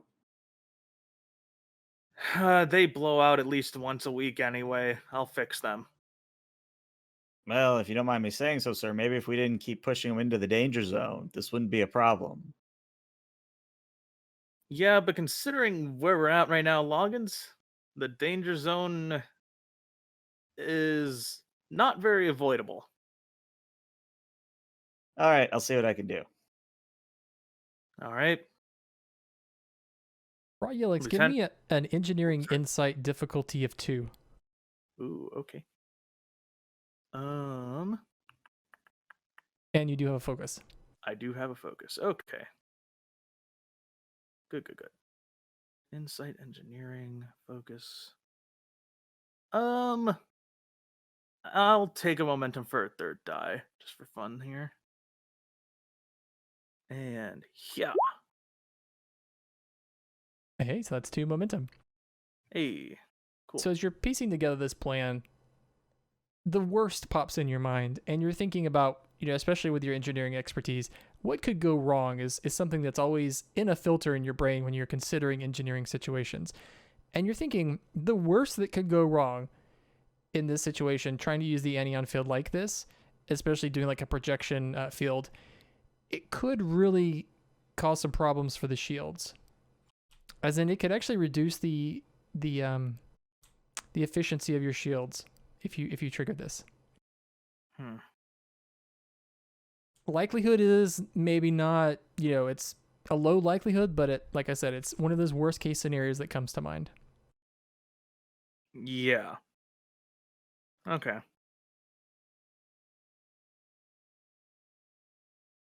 Well, if we use the anion field, it might decrease shield efficiency, but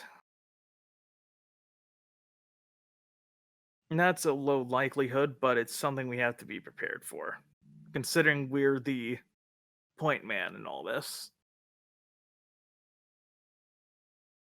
Lieutenant, if you'll excuse me, and if Montgomery doesn't stop him, Yelix will go to engineering to start working on maybe configuring some probes to work as the subspace emitters that Monty described.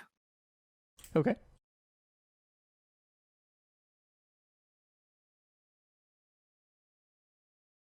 And then we transition next to part of the Hope. Actually, it's a montage of Tuzan. You're walking through the Hope, checking in on everyone, and for the most part, everyone is, just getting ready for combat. You've got the pilots getting ready, the technicians getting the ships ready, medical staff are doing their thing, and you're heading to the turbolift, which would take you back to the CIC, when you almost run headlong into Dr. Lupus. He's coming out of a room. And do that thing where you stop and you start to head one direction and he heads in that direction and you stop and you both try the other direction at the same time. The very awkward motions. And he says, well, here we are. Doctor, how are you holding up? Well, this is not exactly what I signed up for, of course. More combat, more battle. It's not exactly a place for a healer to be. How do you think I feel? Some of the things that we're doing go completely against the doctor's oath that both of you and I took. But here we are. Well, I was actually wondering, why are you doing this? Couldn't you just tell the captain on that station that this is not what you're here for? You're a doctor, not of whatever it is they want you to be.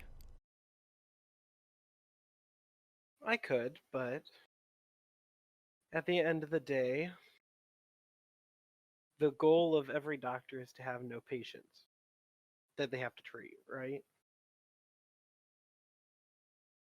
With this war going on, the caseload of every doctor is just going to keep getting bigger and bigger. If by helping in this situation we can bring a quicker end to this war, well, to be quite honest, the best thing that can come out of it is putting a doctor out of a job. But if I've learned anything from my situation with the Bajoran resistance, was that violence is never the solution to violence. In fact, it tends to create more violence. You say we won't have any patience, but if all goes well, we will have just killed 40 some odd Klingons and ended all of those lives. It is completely a possibility, which I don't particularly enjoy thinking about, but yes. But you also have to think of the cultural look at things as well. Different cultures believe different things and therefore do different things and respect people differently because of it. The Klingons are a warrior race. They don't respect you until you can beat them. If we can somehow provide a decisive victory here, we might be able to bring an end to the war because they might be more willing to talk with a force that has, in some ways, matched their battle prowess. But the casualty reports coming in, these Klingons are fighting with a ferocity that doesn't make any sense.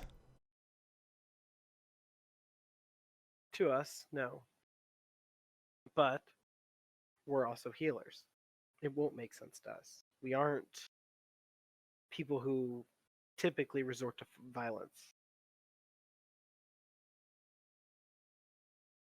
But we also have to have a responsibility to ourselves and our crew to defend ourselves.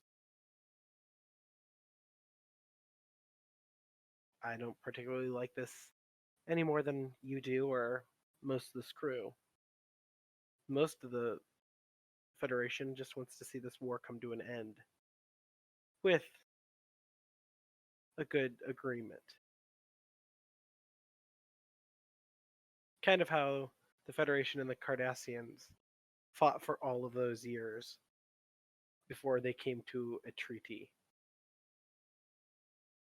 Just as I get older in age, I've become to realize that it's the fight itself that feels so irrelevant. The loss of all of those lives. What's the point of all of it? Well, I think that is the $1,000,000 question. In this case, I think the point of it all is I think we can both agree that having the Klingons completely take over the Federation, you lose out in the ideals of what the Federation stands for. We aren't a single empire. We aren't a single government ruling over all of these different planets. Each planet has its own governing system, and we are a coalition of species, ideas, different ways of thinking. But at the end of the day, we respect everyone's individuality.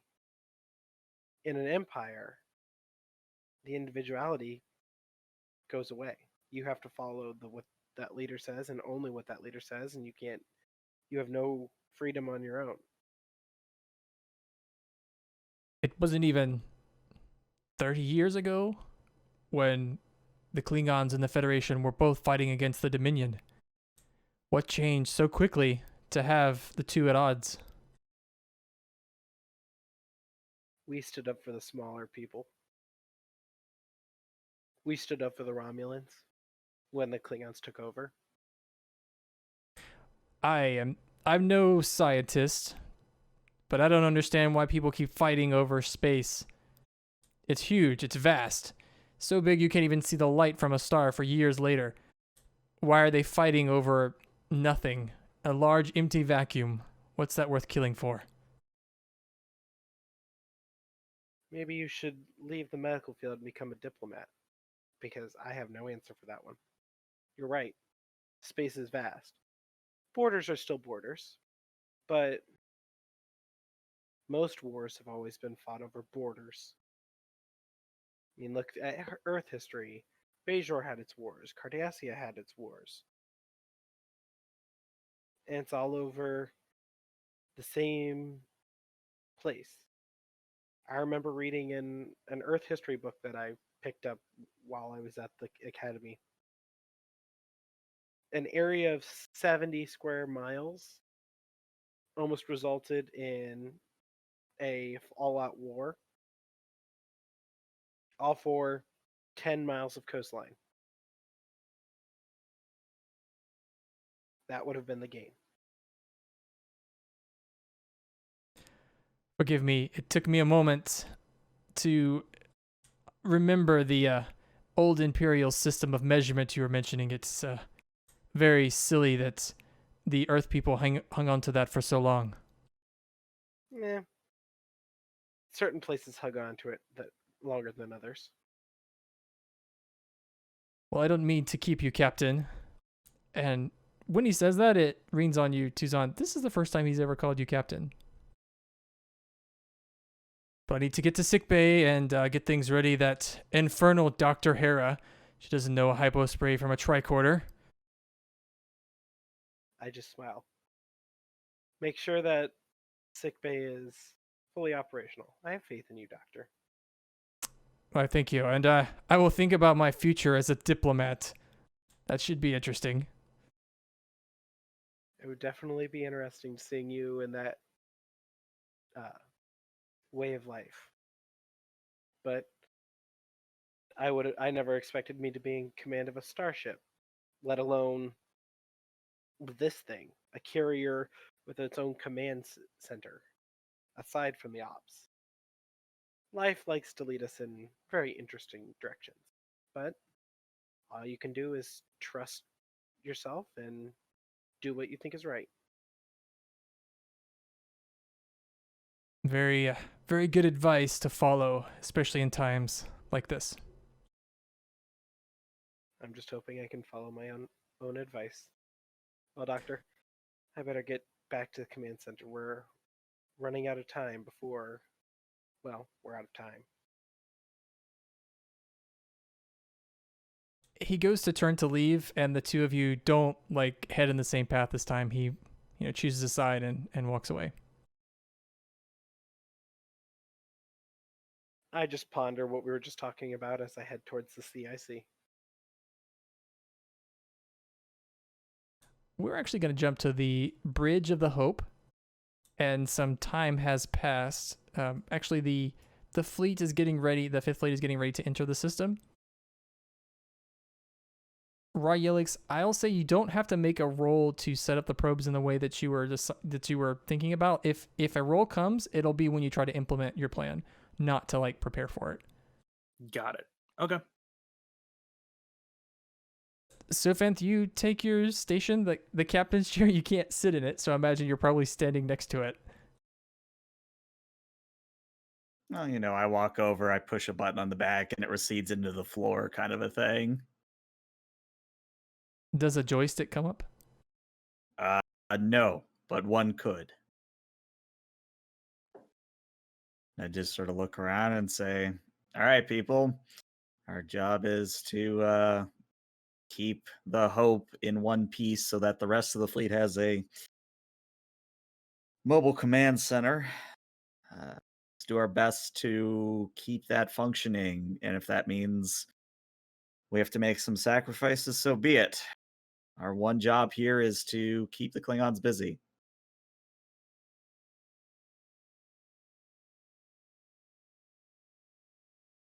Sophanth, why don't you give me a command presence difficulty of 2?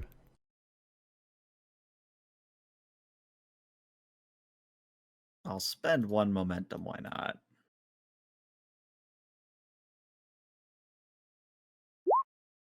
Wow. Just wow.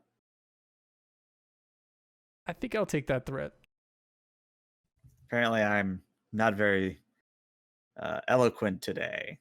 19, 19, 20. Mm-hmm. It doesn't really motivate anyone from what you can tell, Sophanth. As you say those words, 8 of 13 just kind of looks over to Serval, and Serval looks back. And they're, especially on the screen, as you see all of those Klingon ships, especially the 10 Negvar vessels, everyone seems to be glued to that part of the screen, and your words just kind of fall deaf on the bridge crew.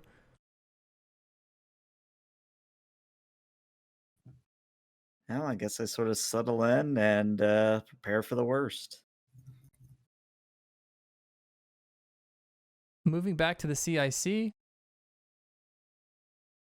Tuzon, as you walk on deck, you see that you've got Montgomery, you've got Naval, and you've also got TM. Let me throw him in.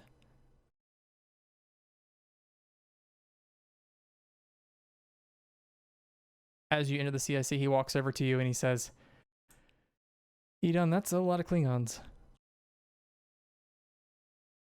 Yes, it is. But we have a lot of good people on the ships that we have here, and well, hopefully we will be able to come out with a pretty decisive victory. I don't suppose it's too late to settle this over blood wine, is it? I wish. Sadly, the answer, I believe, is no. It is too late. Although, my hope is if we can deliver a decisive victory here, we might earn some respect from the Klingons and, in theory, have them start opening up the discussions. I really hope it works out that way and we all get through this. Like I said, that's a lot of Klingons. Yes. That is my hope as well. Let's get through this in one piece. I'm going to need your tactical knowledge to help coordinate on how we need to move everybody. We are the command of the fleet while the station is operating on its plan. It's not going to be easy.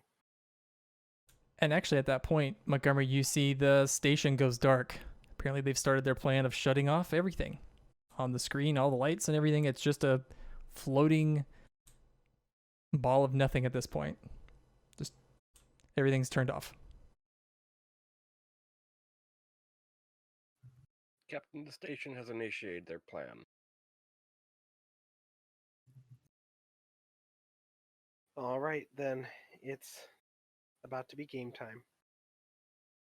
Establishing connection with all incoming vessels. And then on the holographic projectors of the CIC, you guys see a display very much like this. What you're looking at in the left corner is Starbase 234, and its engagement range are these circles. The hope is, in very much in close range with 234. You've detached, like you're not connected to the station anymore. And then you see on your screen, entering the system are the 5th Fleet and the Klingon Force. So the way we're going to do this is, in each stage, we're going to make a series of rolls, Tuzon.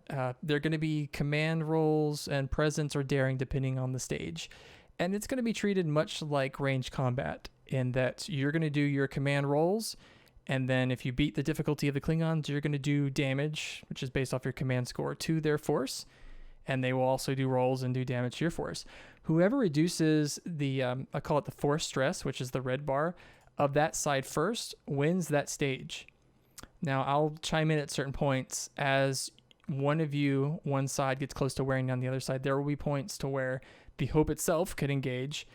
You can also, throughout in each roll, tell me if you want to do something strategic, if you want to change what's going on, the order of battle, or anything like that.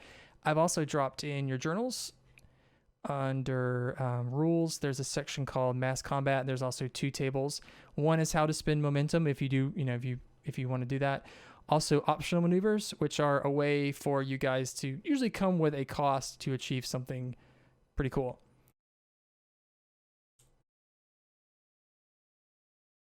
Yeah, what you guys see is the fleet both fleets drop out of warp, and they're moving an impulse towards Starbase 234. The 5th Fleet is making a line for you guys, and the Klingons are following. Monty, did you have a question? No. So let's get started. The first roll we're going to make is going to be a command daring roll for you, Tuzon. So your difficulty was normally going to be a 3, but because you're in the CIC and you have that advantage of being a command ship, your difficulty against the Klingons for the force of Klingons is going to be a 2. And what am I rolling? You're rolling a command presence. Command presence. Oh, sorry, command daring. Not command Okay. presence. That's the next stage. Same number for me. Since I have coordinated effort as a focus, would that work? Yeah, absolutely. I'm going to buy an extra dice for the Klingons. I'm gonna buy a dice with momentum.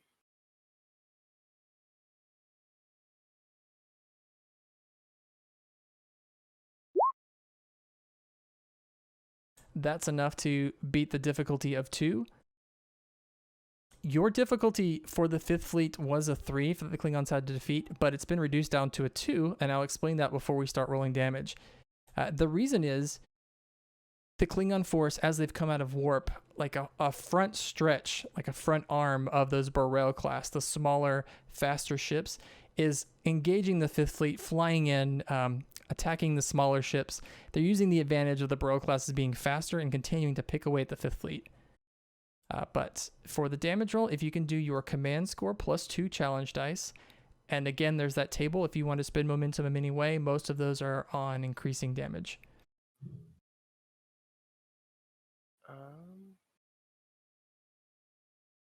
I don't think well.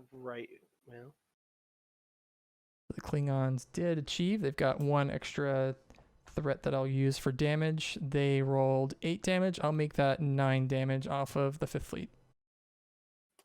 Alrighty. I am rolling 6 challenge dice. So, what am I reading here? And you should have the challenge dice macro there too, if that's Yeah, helpful. I am. Well, I got 5. So just like normal, you can spend momentum to re-roll any of those, or you could just spend momentum 1 by 1 to increase the damage if you wanted. So they're hitting 9. Yeah, so your rolls are separate, so like there's no way to reduce that roll from them unless you do one of the things from those maneuvers. So one of the maneuvers is you guys could, I believe there's a momentum cost. You could have the Hope itself take the damage instead of the 5th Fleet. Yeah, pattern suicide. If you give me 2 threat, instead of the fleet taking that damage, that 9 damage, the Hope could take the damage. If we did that, would like our resistance come into play or no? It would, but I would spend threat to go through your resistance. Fair enough. But yes, your resistance would come into play. That would basically be the Hope engaging in this run from the Klingon force at that point. All right, let's hold off doing that until we get closer to the end. Let's spend a momentum to re-roll the 2 zeros, see if we can get any more.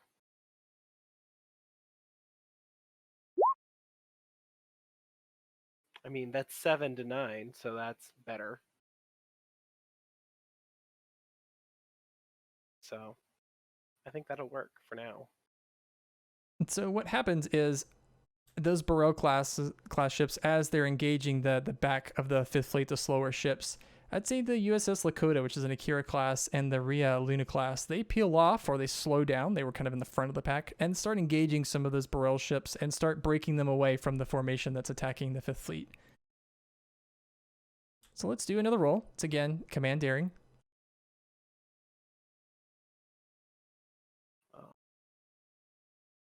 I'm again going to buy another dice for the Klingons to give them 3. Coordinated effort keeps going here. Yeah. So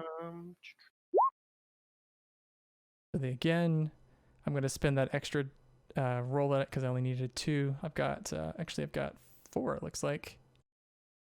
I'm going to spend 2 for damage to be 7 off of the 5th Fleet. I'm going to spend a momentum for the 3rd die.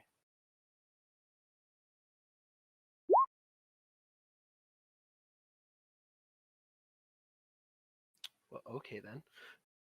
Well, I succeeded and got a momentum. You did. You got a momentum and a complication. Oh, no, I don't, because I have cautious command. Cool. 2 momentum. Cool. Another 6 challenge die. Yeah, I'm okay with that roll. that's a very good roll.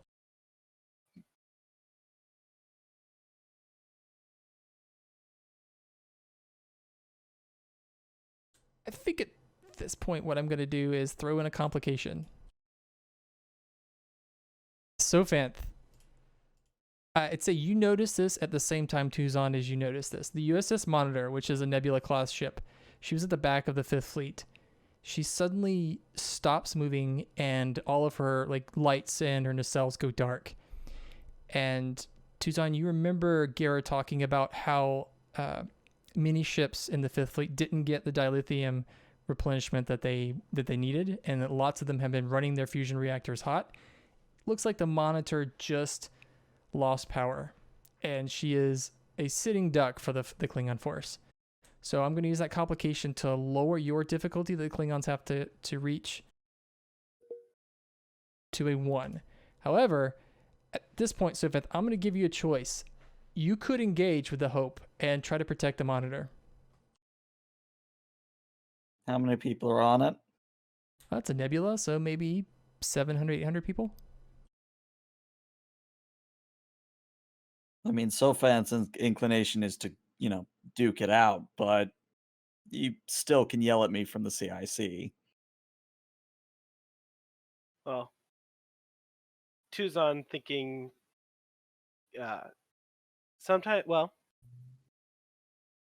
Tuzon's thinking the nebula is a sitting duck, and Klingons don't typically like to engage without a fight. No, that might have been true before they did the whole cloaking thing. True.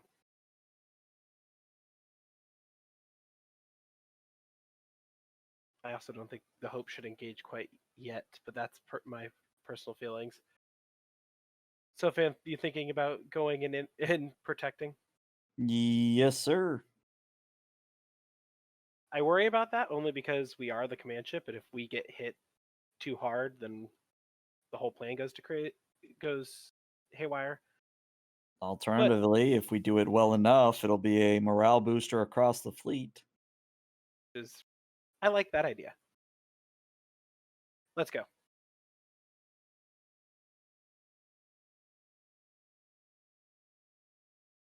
So transitioning back to the bridge, Serval kind of looks to you for orders, Sophanth. Take us in. Put us between the Klingon forces and the Monitor, if you would. Actually, Monty, if you wouldn't mind controlling Serval, and then Ryelix, if you wouldn't mind controlling 8, that kind of gets everybody something to do. Got it. So it looks like the Monitor is under attack by a Burrell-class ship. Serval, you could with a small warp jump put the Hope right between this engagement if you wanted to. It'd be a little more difficult, or you could just go full impulse, and that'll get you there, with a bit of a distance between the Burrell and the Monitor. Well, let me ask this, now that I think about it. What range would be coming in? Would we be coming in at close range, medium range, long range, extreme range? If you do the warp jump, I'll let you guys tell me where you want to go, all the way up to close range if you want to be that close. If you're going to do impulse, I won't make it a roll, and I'll just have you start at extreme range. I'm kind of feeling long range and then just firing torpedoes, a full salvo. That'll be nice because 8 of 13's got full spread maximum yield. Yeah, let's do it. I like that idea.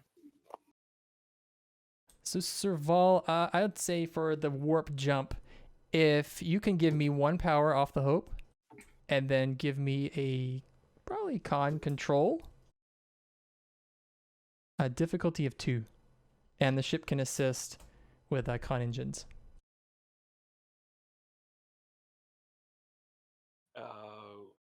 Control. No, Darren Con, you said?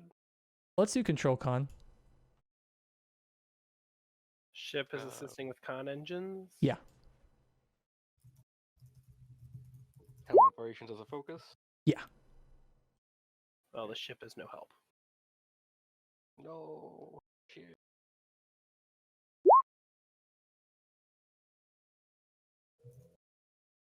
With a Okay. difficulty of 1, I'm going to be a little bit of a jerk and put you guys at close range with the Burrell.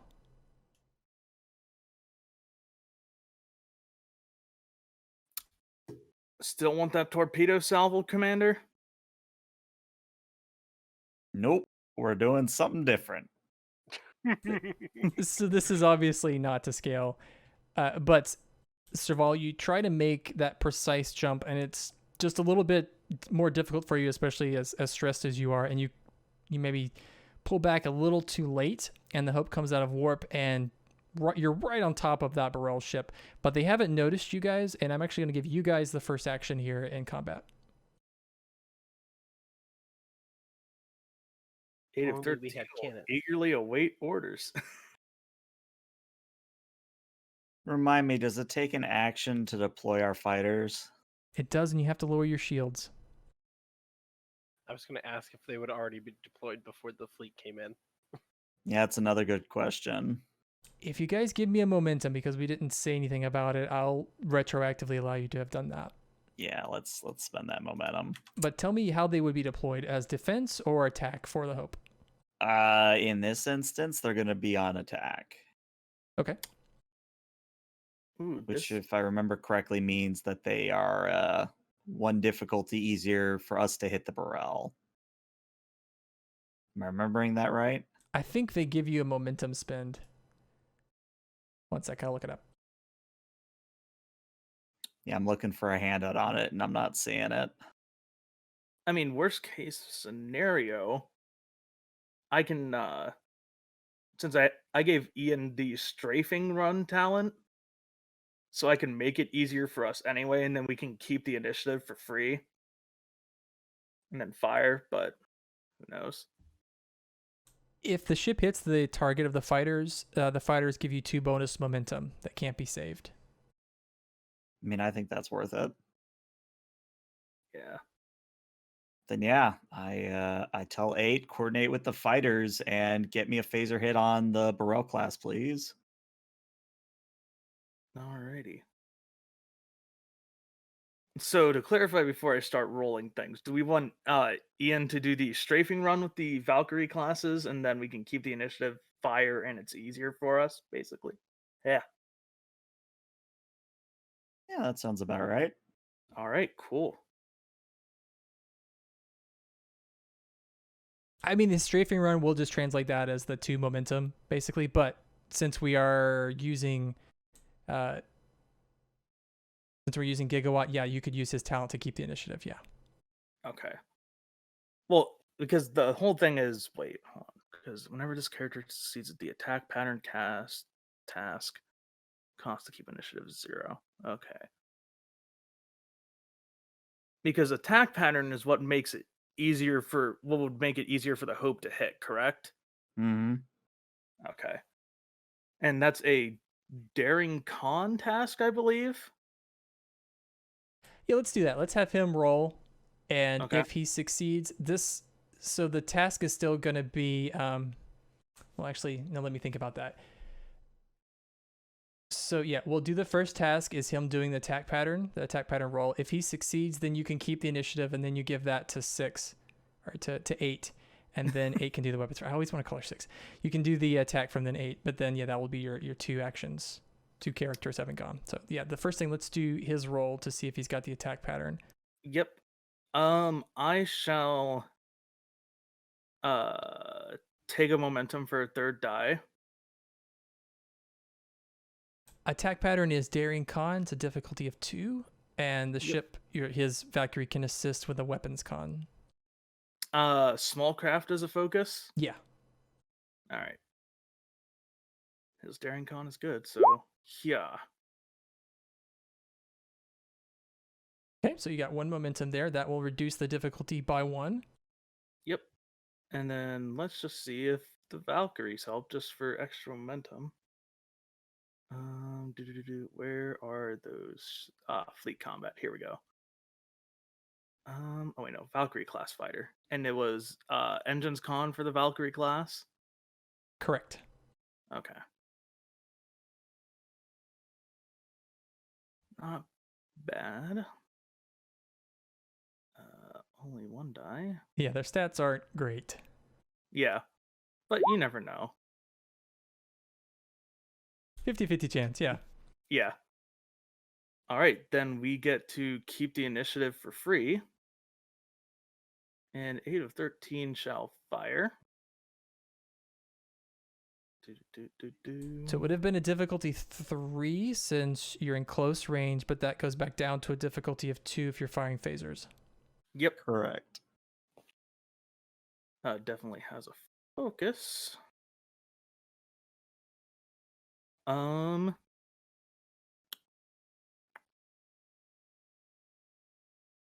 Sure. I shall let's take a momentum for a third die again.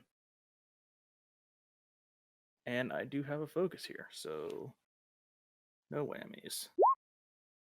That's no whammies. That's enough. That's one more than you needed for a momentum.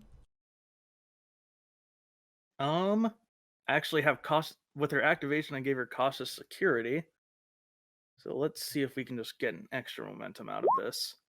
Are you doing Oh, area that- or spread? Get another 2. We get another 2. For this we probably want spread, right? Yeah. Yeah, we probably want spread. Remind me, Burrell is scale 3. 4? Scale 3. Yeah, I looked it up. I thought they were 4 too, but they're scale 3.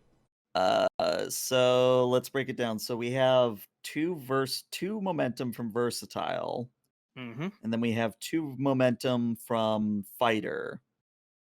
Yep. So we spend 2 momentum to get rid of the Burrell's entire resistance. Yep. And then why don't you roll, and then we'll see where to spend the other 2 floating. Yeah. What's the damage dice on the phaser arrays for us? Because on the sheet it says 0 for some reason. Yeah, if you hit the roll button, it'll do it properly, but I always do it manually. Yeah. What would the base dice be? So I know what to put in the Scale plus security. I think if you Scale roll from this sheet, you don't have to put in anything. Like it's already going to do the... Because it's Right. arrays, you don't add anything extra. That's why it's 0. It's going to calculate the security scale part Okay, for you so- already. So it's a scale 5 ship, so it's 7 challenge die. Okay. I shall go ahead and boop. Boop. At least one breach. Yeah, that's at least 1 breach. What do we want to do with the 2 momentum from the fighters? That's what I'm thinking. Maybe. Pop it into damage. Well, no, because you have to remember we did spread on this. So for every effect, that's another spread, if I remember correctly. So could you use 1 momentum to re-roll all of them to see if we get another momentum, and if we don't, we'll just use. I think we can just re-roll the blank. Let me look up the spread rules real quick, because that's going to hinge on what we do here. I think spread activates so long as you roll 1 effect. I don't know if the additional effects give you anything. Right, that's what I'm looking up, because I feel like spread is one of those things that is supposed to make phasers like as deadly as photons, but let's look it up. Let's see. But I will also need you guys, unless you want to spend momentum to change this, take 1 power off place for that phaser shot. Mm-hmm. Okay, here we go. The attack inflicts additional damage elsewhere on the target. If 1 or more effects is rolled, the attack inflicts 1 additional hit to a random system, which deals half the damage of the initial hit, rounding up, +1 for every effect rolled after the first. Now, the thing is the +1 for every effect after the first. So we were going to be doing 3 damage with the secondary attack, but because we rolled 5 effects, that now becomes 7 damage on the second hit. Ironically, So the you're doing first ironically, you're doing more damage in the second hit than the first hit. Right, but the caveat is that because it's resolved separately, we have to use the other 2 floating momentum to reduce the resistance. Okay. Makes sense. Yeah, that makes sense. But unless I'm grossly misremembering the Burrell stats, that's enough to do 2 breaches, plus the shields are gone, so that's a total of 3 breaches. You are correct. She only has 9 shields. Which, if we're using NPC rules, means it's disabled. That's true. Which, in fact, just means that I say, well done, 8, well done. Get me a tractor lock on the monitor. We're towing her out of here. On it, Commander. 8, give me a security control difficulty of 1 for that tractor beam. Okay. And that will take 1 power off the score for the Hope too. Okay. So we're down to 6 on the Hope. Hmm. All right. Yeah, I don't really need anything for her here. Boop. You sure about that? Yeah, I was guess going to say. You can re-roll it because you have caution. Well, I didn't buy a momentum. Yeah, I just rolled it straight. Oh. Oh, what was the difficulty? It was difficulty 1. Okay, so we succeeded. I think It was I'll just take complication, I but- think I'll take that. I think I'll take that threat. You are ever so gracious. You sure about that? Well, you say that. But I'm actually spending that threat. oh, good. Immediately when you lock on the tractor beam, another Burrell class decloaks. I'm just going to use the same token because this one didn't do a thing. And fires its disruptor cannons at close range against the Hope. And once this is concluded, we'll just start a new round. So, yeah. I'd like Raw Helix to go before we start the round, because that's how we're getting power back. Yeah. All right, so the Burrow class is firing close range with its disruptors. Let's see what happens. It's actually, I'm going to buy an extra dice, so it's rolling 3 dice. Difficulty is 2.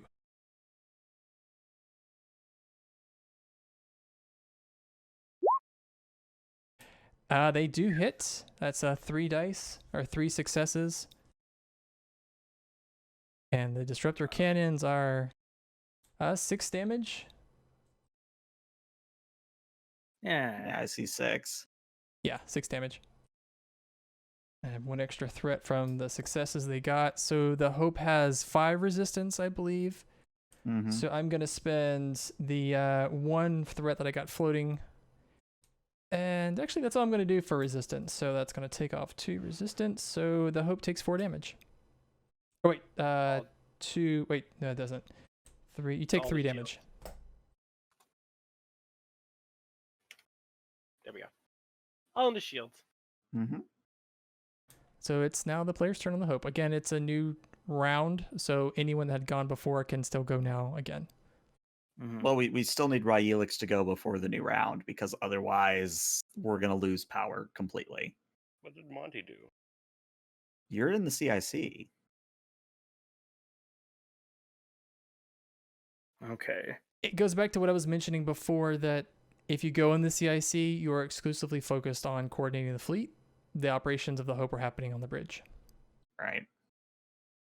All right. Question: When So we attached our tractor, would we be right next to the monitor, or would we still be 1 square away? I'll move it. Yeah, here. It's within close range. I was asking because if we were both over here, that means they're now at medium. Just map placement, but I had them come out at close range. Okay.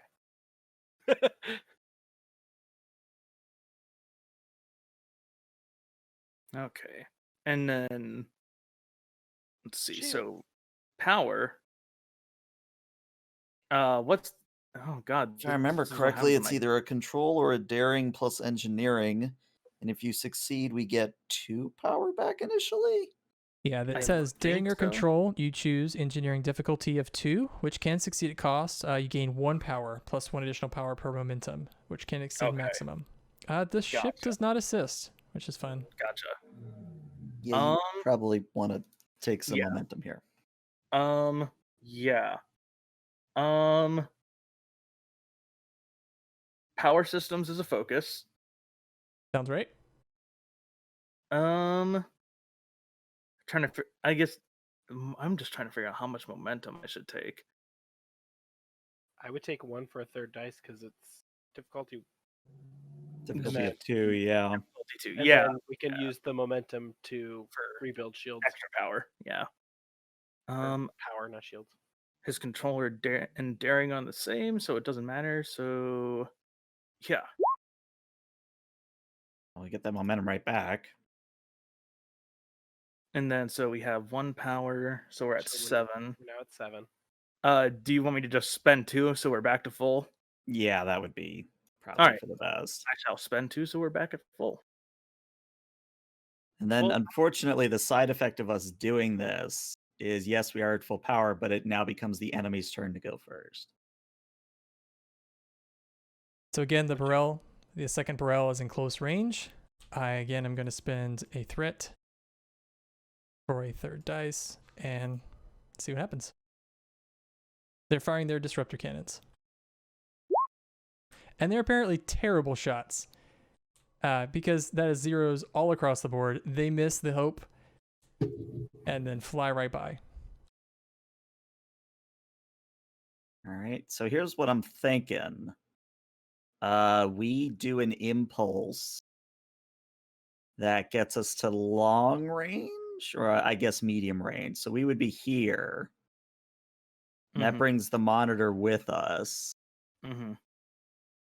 And then if the Burrell pursues, great for it, but we can essentially run from this battle if we need to. Mm-hmm.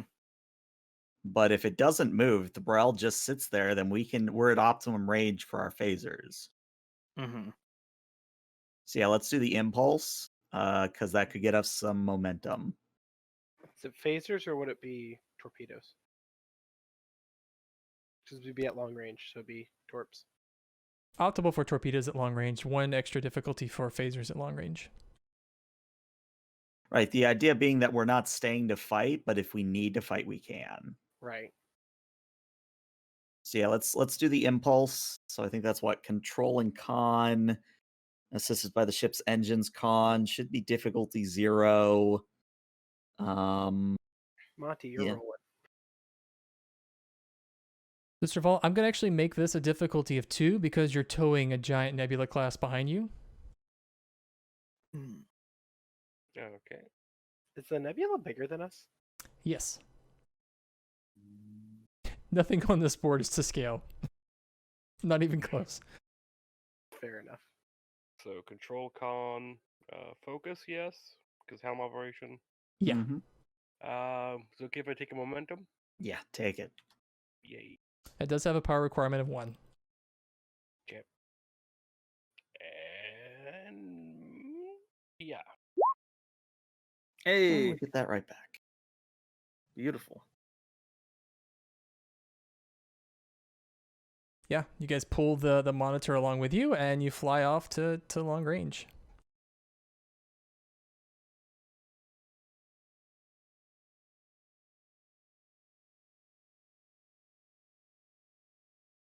So I think the Burrell's class, since they've already fired, they're still going to take this shot. They're going to take a torpedo shot at the Hope, but that's going to increase their difficulty by 1. So that's going to make it a difficulty of 4.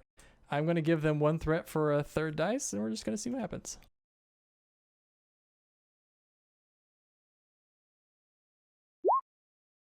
Oh boy. They made it, actually. It's 3 But damage. the torpedo didn't do much. Yeah, 3 damage, which God. is entirely Wait. stopped by the Didn't you Hope's say it was resistance. difficulty 4? It is. They get an extra success off of their ship. Believably or Oh. not. Yeah, they roll a 4 for the ship. The Hope is hit with a torpedo from the Burrell. However, your resistance negates the damage entirely. But across the bridge, you're all thrown to the side as the torpedo hits. Fire back. That's what I'm debating, whether it's better to return to the front lines or fire back. I mean, getting rid of 2 ships, we've done our duty for the Monitor. Tuzon, you and Monty realize that at this point, if the Hope doesn't start heading back towards the starbase, she's going to kind of be on her own out here. Yeah, I think Sophant would see the same thing and say, yeah, let's get back to the front lines. Serval, how are you going to get back to the starbase? You just going to go full impulse, or did you want to try to warp again? I say let's just do it by impulse because we can outspeed the Burrell at this point. Plus, tractoring at warp is doable but difficult. Increased difficulty. No, let's keep our momentum. So going back to this map, since you guys were able to save the Monitor, I'm going to give you 10 points off of the Klingon stress.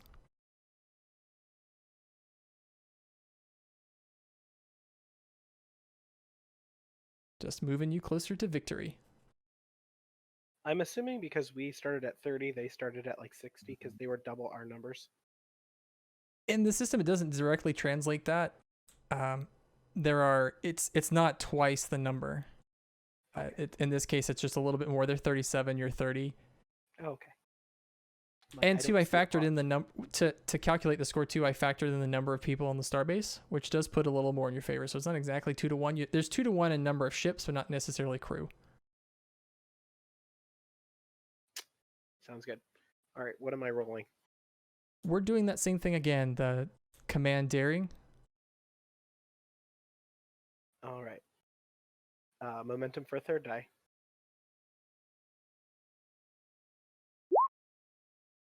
That's I really like. And I'm going to say, actually, since you guys managed to save the Monitor, I'm going to take away that complication you had before. So their difficulty to get you is a 2. Okay, yeah, you got 3 extra successes, so you've got 3 momentum from attacking the Klingons.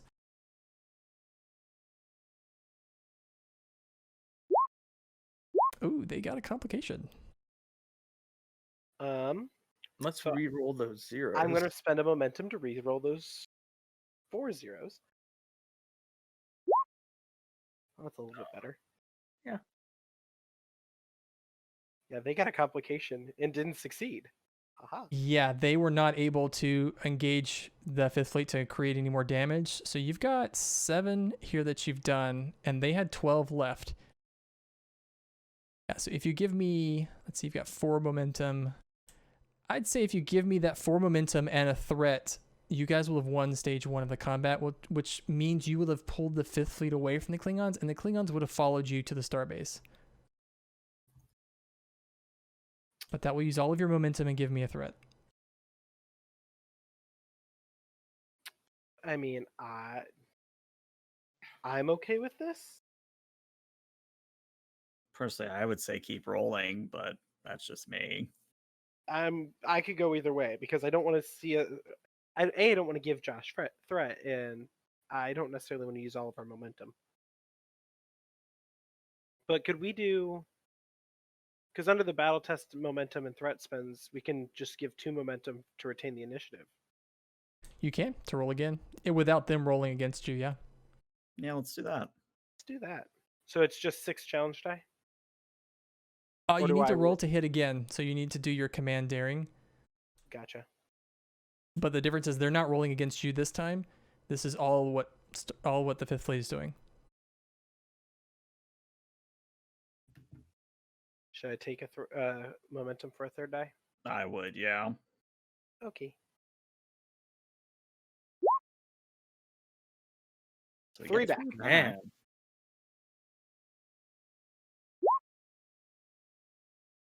And spend 1 to either reroll or do the 1 additional point of damage. Let's just do 1 to do the damage and take him out.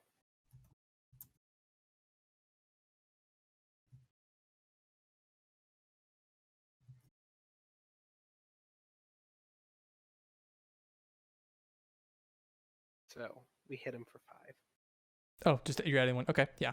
Yeah, we're doing a momentum just to add 1. Just to add 1. because Gotcha. We only had to hit at 5. So yeah, what happens is the Klingons still attacking the 5th Fleet. just follow them all the way back to the starbase. We're actually going to jump to the Hope CIC.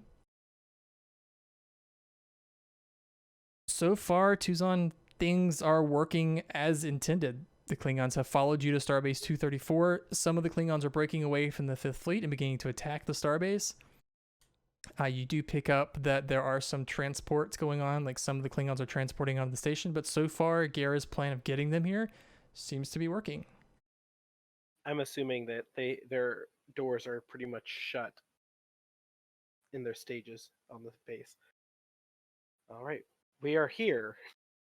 Now we just got to defend the station. Anyone have reports from the fleet?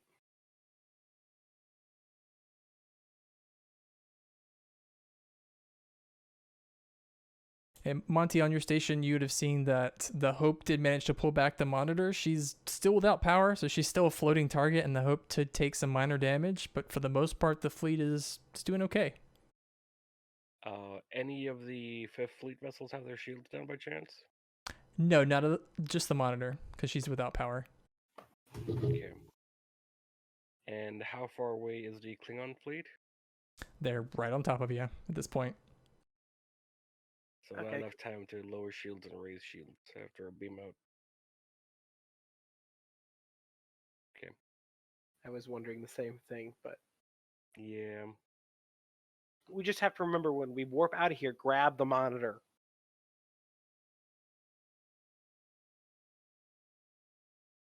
Although in theory, I'm just going to put this out there. Once we get it going at sufficient speed, why not just let go of the tracked beam and let it continue floating in that direction? If the fusion cores are burnt out, the navigational deflector's gone. This is true. I was gonna say, if somebody puts a tractor beam on them, then they have a protective shield, at least somewhat. Yeah, an extended warp barrier, at least from us. On the Hope, you guys can continue to pull the monitor around. It's just going to make all of your helm tasks more difficult. Can we park it like underneath the station and then just grab it as we leave? Sure. How are people getting off the station? They're not. The station's not going to self-destruct. They're just sending out 5,000 quantum torpedoes. Okay. So we could have people from the monitor beam aboard to the station then. If the monitor is no use to us. Well, the station's currently recouping power and the monitor has no power, so no one has transport right now. So that crew's dead then. Okay. I wouldn't say that. They have emergency... Like, the emergency life support will work for a certain amount of time. Yeah, but if they have no transporters, we can't get them onto the station, we can't drop our ships to beam them, we don't know what's going to happen when 5,000 torpedoes go off. Yeah. Just send out the general directive. During the warp out, grab the monitor. Then whoever is close can just grab it and go. Well, here's a thought. Why don't we use our fighter wing to do it? We do have the Valors. I mean, all we really need to do is get them away at warp 1, and it takes maybe 2-3 Valors to tow it. I mean, hell, it is space. I know inertia is annoying, but technically even one could do it. And at least get them out of the system so they're protected from the torpedo burst. Mm-hmm. Yeah. Let's have one of the Valor fighter wings take the monitor and get it out of system. So then it's at least protected during that process, and then when we escape the system, we'll make sure that we warp to their location. Because if they're only warp 1, they're not going to be that far, and I know I personally don't want to be too far from the station in case things backfire. Mm-hmm. Montgomery, why don't you roll 1 challenge dice for me? All right.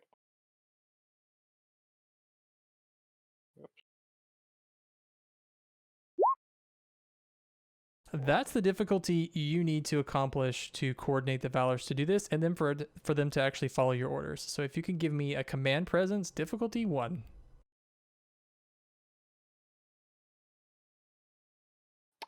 strategy tactics as a focus? Yeah. Yeah. Ooh. Ooh. Ooh. It's Ooh. Christmas. You got a 1 in a 20.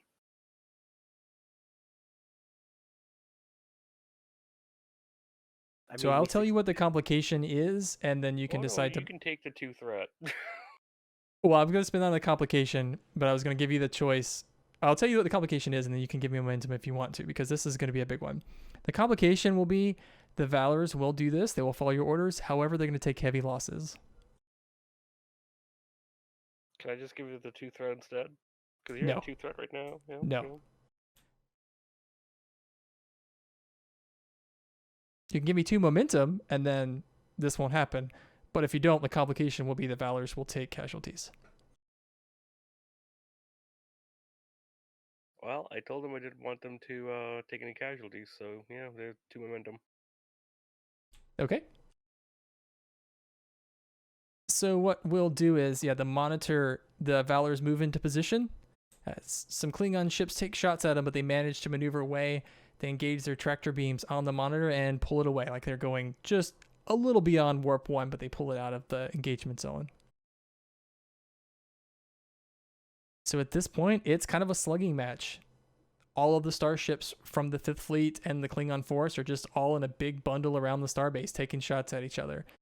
So I'm going to move you guys back to this map, and let's kind of do this again.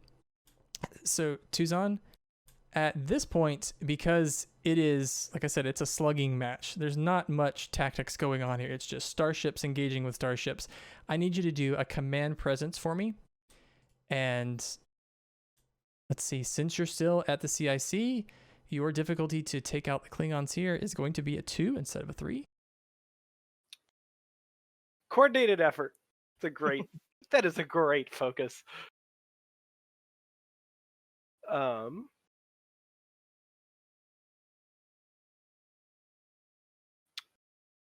take our last momentum for a 3rd die. Klingons do not inflict any damage on the 5th Fleet. So we that's hit good. ours. You beat the difficulty needed, so if you can roll your command +2 challenge dice for me again. Oh. Take.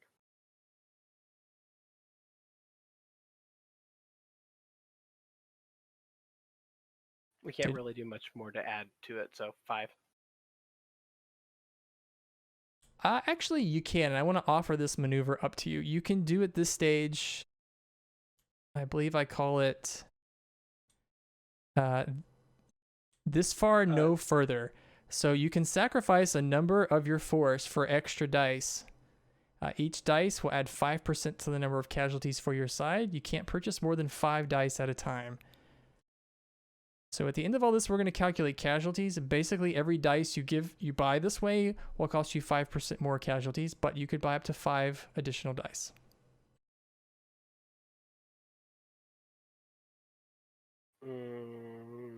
I really don't like the idea of putting casualties. Personally. Yeah, I don't really either. Okay, so we'll take 5 off of the Klingon force. That moves them down to 32. Let's do this one more time. So command presence for me, please. Alrighty, since we don't have momentum,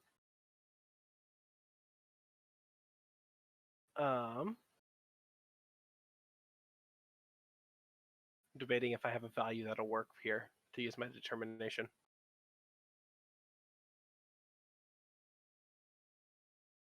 I must be strong for my crew to work.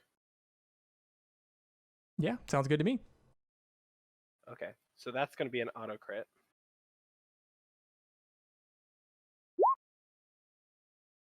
Yeah, so we get a momentum. So they rolled 5. Oh dear God. So I'm just going to translate that to damage directly. Wait.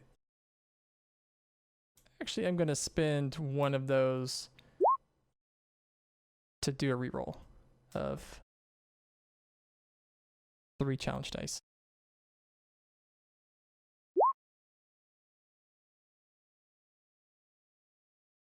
So we're doing 5. You're doing 7. They're gonna do 9. I'm gonna spend the rest of their threat that they earned for me. So they're gonna do 9 damage off of you guys.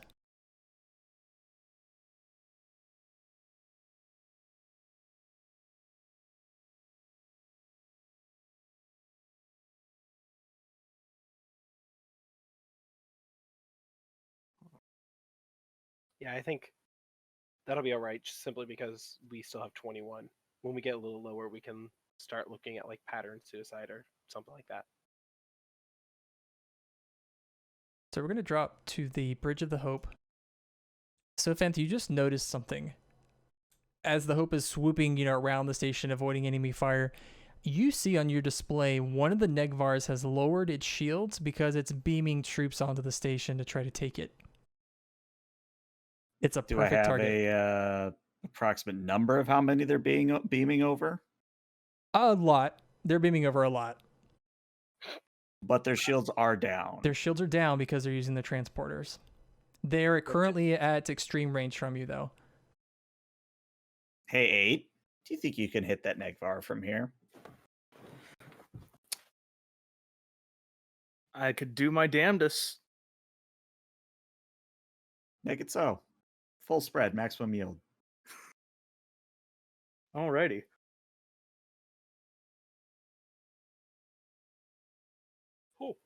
Oh, That's a big ship. It's huge. I keep forgetting how big Negvars are. Oh man.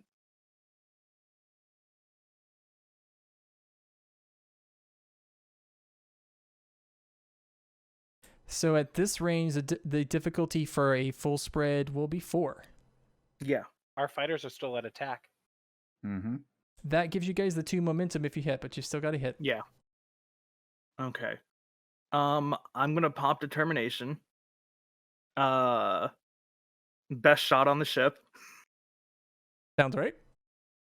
And what do you think? Momentum and giving him a threat for a 3rd die sounds good.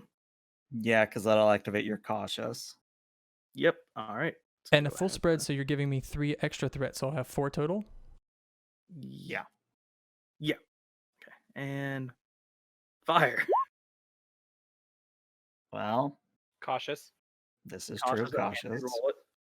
So roll d20. All right. So that's a success. That's the 4 successes plus the 2, so that's already 2 momentum. Yep. And then the ship still has to roll weapons security from the ship. I got the ship.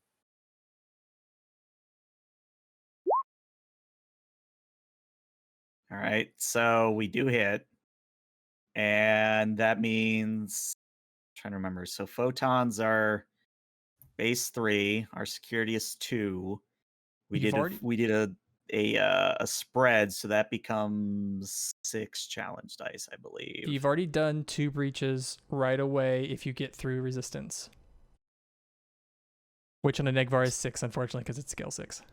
Now let's see what we roll first before we go spending momentum. Because it's how many challenge dice for the torpedo salvo again? You said 6? It should be 6, yeah. Okay. Boom. Oh boy. All right, so we're going to use one of the floating from the fighters to reroll those zeros. Yep, that is 4. Oh, for fuck's sake. How? Just How? how? How? It's How? Spencer, that's how. Hey, shut your mouth. Okay. Oh, that Spencer rolls better than I do. I don't know how I've been getting so many crit successes How? this turn. how? So we spend all the momentum to get through resistance, which Yep. does 3 damage, which is 2 breaches. High yield makes that 4. We fired a spread and we got an effect. So that's like 1 point of damage more, which is another breach. But high yield makes that a total of 6 breaches. We blow up the Negvar. We're good. So the I Hope like throws... The Hope... Yes. That disables it with 6 breaches because she is a scale 6. Unfortunately, she's a monster. But that's the same thing in this case. With the hope, yeah, you throw a whole volley of torpedoes at this thing and you catch it with its shields down and you blow like holes through the middle of the ship as the photon torpedoes do devastating damage, and it just kind of lists to the side, completely disabled. Good shooting. 8 of 13 is a monster. Just not with challenge dice, apparently. Apparently. Jesus.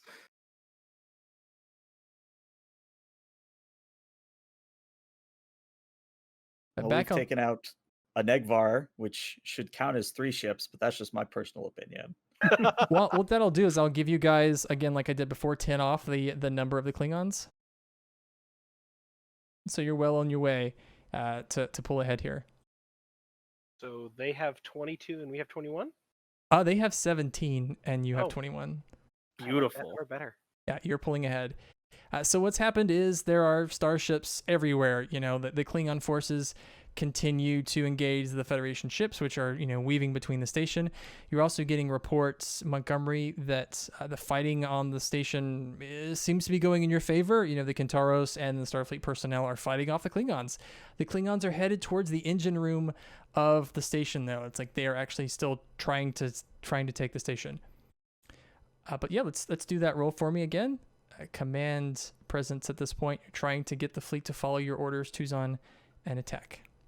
I don't have any influence over the station systems, do I? Well, they're currently without power, so you don't.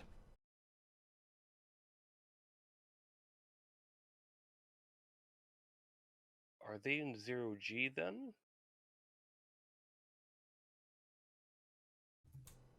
Probably not. They probably have auxiliary systems that are giving them atmosphere in 0G, because I don't want to kill everybody. Well, I mean, like gravity-wise, like they have gravity plates. Though, Yeah, right? they have gravity plating, yeah. Oh. Well, those have to be regulated somehow. Teehee.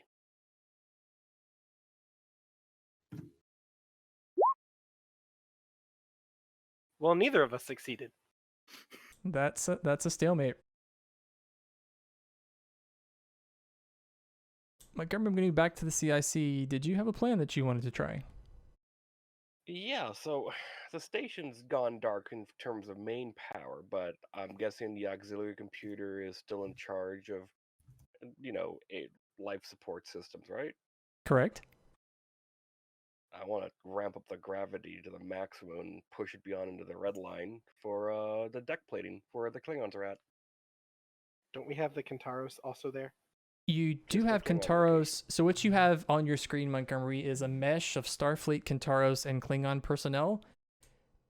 So what you could... Well, Go so I'm ahead. thinking like, you know, where like a bunch of Klingons have grouped up and they're like firing over cover, stuff like that. I'm looking for those specific groupings. Sure. And I'm just going to ramp up the gravity to the point where they can't move. So I think in this case, it would be an engineering daring, what you're trying to do. The difficulty is going to be pretty high. It's going to be a 4 because what you're dealing with is you're trying to target the Klingons specifically. And even though they are grouped together, they're not just standing still. Like this is stuff in motion, like they're moving back and forth. Sometimes there's hand-to-hand combat. So in order to achieve this, your timing has to be perfect. So that's Okay. the increased difficulty. But engineering daring. I'm going to use one of the milestones I have saved as a determination. Okay. I understand machines better than people. Sure. And strategy tactics as a focus. I think so. Okay. And what was the difficulty again? Sorry? That's a 4. 4. Okay. I'm going to give you 2 threat for an extra dice. Okay. And let's see what happens. Yeah. That's a lot of momentum. It's 2. 2 momentum.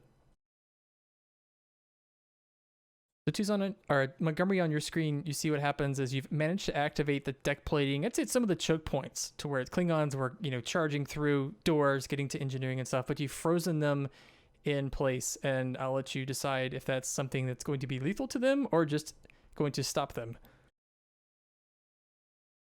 Hmm. No, it's gonna be non-lethal. It's gonna incapacitate them greatly. It's like basically like someone taking a hammer to their kneecaps and just blowing them out. Okay. They're not gonna die. They just gonna have a trick knee now. So the way we'll translate that is that will give you an advantage, Tuzan, in your next roll, which will lower the difficulty to get the Klingons. Let me jump back. I believe that will lower it down to a 1 for you. Yes. Alrighty. Just imagining the ungodly amount of popping everyone's hearing. So with it being difficulty 1, I'm going to take a momentum for a third dice to hopefully regain momentum. Yeah, we're still in the command presence roll. I am re-rolling that 0. That's a much better roll. So we got 4 momentum out of that. Oh, wow. Oh my god. How? Wow. How? Okay, so I got 6 successes there. I needed 3, so I've got 3 threat to spend. Crying out loud. You can Re-roll those reroll 4. zeros. So momentum for those 4. Just don't have my luck. That is better. So what's your total? I think 9. it's- yeah.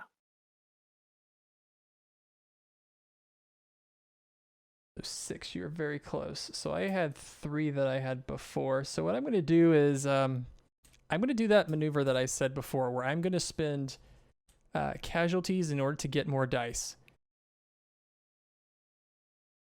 So I've already rolled my dice. I'm going to buy 3 more dice with threat, or I'm going to increase my 6 to a 9 with the 3 threat that I had, and then I'm going to buy 3 more dice with 15% casualties for the Klingons.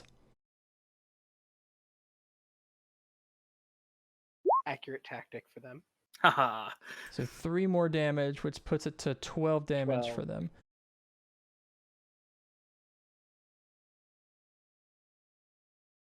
So let me describe this. So what happens is the Klingon ships at this point start pulling a page from the Jem'Hadar. Several of the Cavort class ships do suicide missions into the Fifth Fleet, ramming them, hitting them, head on. Sometimes the Fifth Fleet vessels are able to move out of the way, but you have lots of suicide attacks from the Klingon forces. And then also you get some more updates on the CIC that the Klingon forces are pretty close to taking main engineering, even though you've managed to stop them at certain checkpoints. So let's do what will probably be the last roll and see what happens. Presence command. I am taking a momentum for the third die. Do you want to take... Oh, never mind. Well, I got my 2 I needed. They did not get their 3 that they needed. They did not. I see a complication though. I re-rolled to get rid of my complication. Ah, So 5's good. You need 1 more. Reroll those zeros. We gotta win. We gotta win. Also, if you're capped at momentum, you could just give me 1 momentum and then you're good. You don't have to reroll. Yeah, let's just give him momentum. I don't like the chance of that. I like the idea of decisively taking him out. Okay. Cool. So I think we're at 4 then. Momentum. All right, in completing stage 2 of combat, what happens is you guys manage to fight off the Klingon forces while the base continues to restore power, and then you see on the communications, on the CIC immediately start lighting up. Starbase is regaining its power, and immediately you get a communication from their operations center, Montgomery, and the order is given: all ships evacuate the area. We are going to launch this alpha strike on Klingon forces. how many ships did the reconfiguration of the subspace emitters? I don't believe we've tried that yet, so let's actually talk about that. Well, my plan, at least, was to just use the probes that we reconfigured. True, but we Oh no, it's gone now. I was gonna say we could have used that, no, but it's gone. The Yeah. advantage that you created, Montgomery, with keeping the Klingons in place isn't going to apply for this final stage because we're dealing with ships in space. So at this point, the starbase has been, they've stopped the Klingons, so that's no longer in play. They've locked all of the doors, like they're stuck in their corridors. Yeah. So I'm actually going to move back to the bridge. And Regulix, let's talk about what you want to do here if you want to try to execute that plan that you guys had. Yeah. Let's just send out those probes and yeah, just hope for the best, I guess.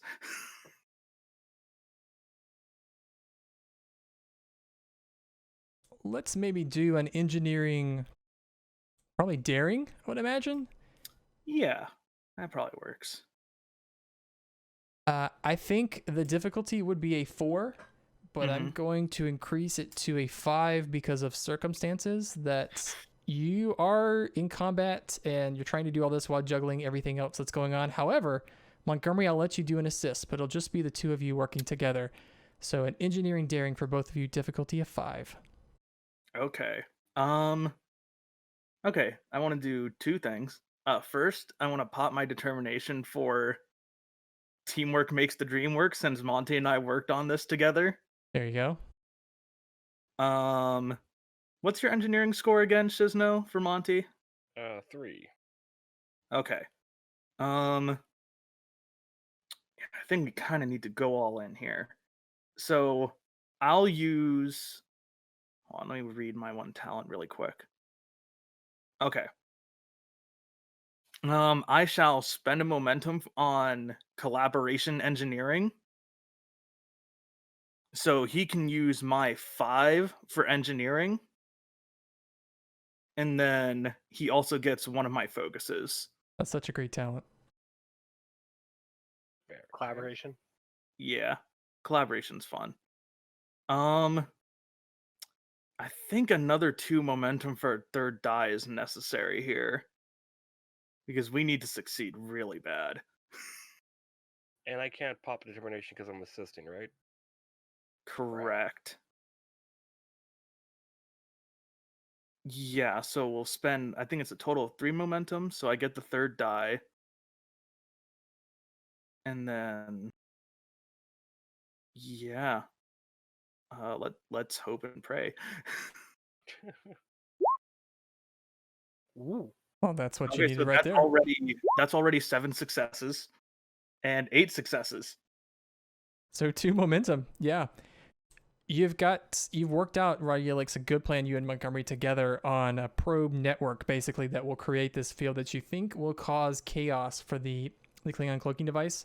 You don't think that it will make it, if they can engage it, it'll certainly take a lot longer. You don't know if it's actually going to prevent it. All right. That's about the best I can hope for in this case. The downside is it's going to take some time to deploy, as in the range of 2 rounds of combat time to deploy. Okay.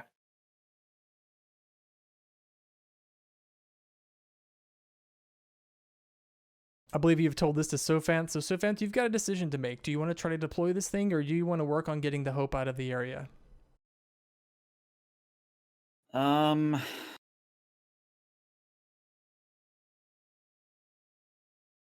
this is the hard decision. I think I would be getting the Hope out of the area. Question, actually. We Fair. did say that the modular labs are set for doing the whole phase and cloak stuff. Would that give the advantage of deploying those faster because the lab was set up already for that in mind?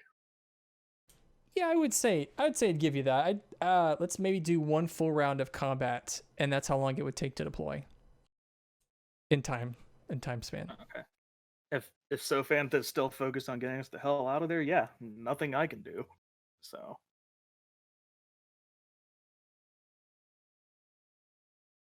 Okay, let's go back here. So what you need to do, Tuzan, is you've got to coordinate all the 5th Fleet to stop engaging the targets and get the hell out of there. This sounds a little bit easier than you might think. It's a little more difficult because most of these ships are focused on their targets. They're taking damage. Or they're trying to evade the Klingons. So you've just got to coordinate this effort. What I'm going to do here is I'm actually going to spin threat to create a complication to increase your difficulty, which was a 2. I'm making it back up to a 3. And the problem is a few of these ships have taken so much damage that their communications are fuzzy. So you're going to have to work even harder to coordinate all of them to leave the area. Okay. But since you won the last phase, what you can decide is how you want to roll. Do you want to do command presence or command daring? May not matter for you because I think you have the same score either. But... I have a 10 in control, daring, and presence, so it doesn't matter. It's well, all there you go. It all runs the same for me. Well, okay. Alternatively, you have the choice of deciding what the Klingons are going to roll, presence or daring. Do we get to know what their stats are? No, I won't go that far. However, yeah, that would be a little I bit mean, too much. as a Klingon, they'd get a buff to daring, I think, as their species ability. But they also have a typically imposing presence as well. I'd say presence would probably be the lower one. In general, I was thinking that, but I'm not. It is GM Josh after all. True. So they get a buff. Klingons get a buff to daring and to presence. So I'm going to say presence. Okay. Yeah, I'm going to say presence. Okay. And yeah. I'm taking our momentum for a third die.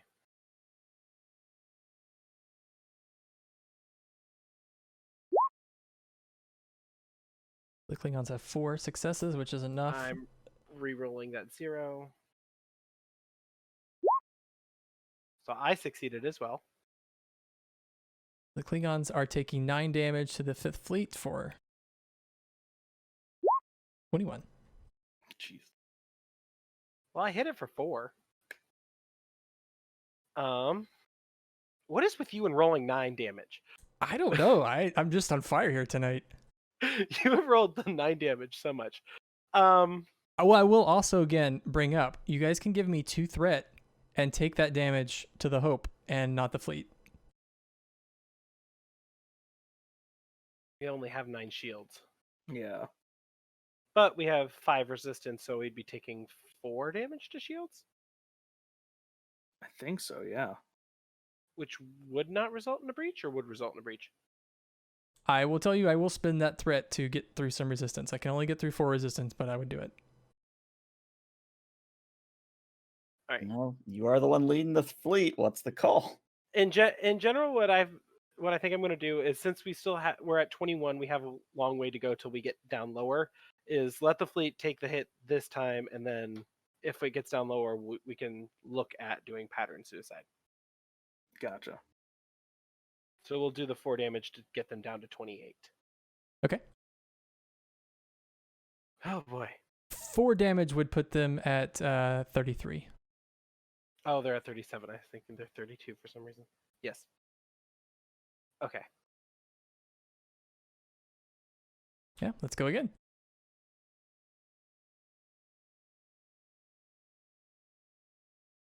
Oh man, 3 again.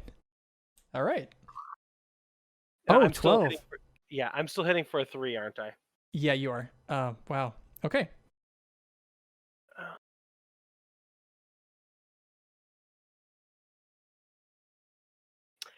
I'm going to tap into my Orb Experience species talent. And what it did was give me everyone has a purpose as a value. I'm going to challenge that value. And the first time I challenge this value, I roll 1 challenge dice, and an effect is rolled, then some foretold element of the Orb Experience has come to pass. And the value is not crossed out as it would normally be. Okay. So I'm going to roll a challenge die for that first. Ooh. And I get an effect. So when building Tuzan, he was young, grew up on a farm on Bajor, and towards the end of the occupation, they had been pretty much untouched for the occupation, because they were a farm, they were producing things, but they were taken into a camp towards the end of the occupation. So I've always thought the orb experience had something to relate to that, and being kind of when you were down and fighting back. So like Tuzan fought back by healing it and becoming a healer, using the herbs and medicinal plants and stuff that they could kind of make in the camps to help the sick there, and kind of beating down the oppressors a little bit, for what he could as like a 16 or 17-year-old kid. So calling that into light as, we are fighting back against the Klingons. Cool. I like it. So I'm using that for an auto success. And there's my 3 I needed. Very good. Okay, roll me some damage. Oh, not going to be 12. Good lord. I guess it could technically. I got 8. So you got 8 damage. Do you want to reroll anything? No, because we don't have any momentum. I'm not giving you threat. So because you guys are so close to falling with the 5th fleet, here's how we're going to play it. So the problem you're seeing, Tuzan, is these ships are just not getting out of here. The Klingons are keeping them engaged. They can't pull away to go to warp. So what we're actually going to do is jump back to the bridge. What you're seeing, Sophanth, is one ship in particular in front of you guys. Actually, it's a group of ships like the USS Roma, the Gallant, the Republic, and the Century are just not able to break away from this one Negvar ship that keeps following them. And you realize if you can draw the fire of that Negvar for, I'd say, 2 rounds, you can give them an opening to get away. Here's my question. The Negvar, what is its power like at the moment? I'd say it's at half power. Then that's easy. We can do that. If you engage them, unless you guys want to pull some tricky stunts on the first round, you will be at medium range to them. Perfect. All we need is medium. Would this count as a new round of like a first round of combat? Yeah, I would.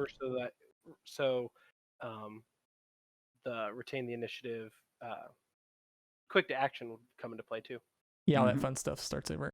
8 of 13 does have quick to action. So does TM. Hey. And the probes would have been launched by now, then, wouldn't they? If this is a new round. That's up to Sophanth. Would you have let them go with the plan? Yeah, I would have let him do it. Though the next time we do a roll for Tuzan, we'll give you that advantage, since you guys succeeded there. Huzzah. Here we are. We see the Hope in the background flying past the starbase. There's that Negvar cruiser right in your line of fire. It's at medium range, and you guys can go first. 8 of 13. Get me a hit on their engines. On it. That makes it a difficulty of 3 for doing a called attack. Yep. Okay.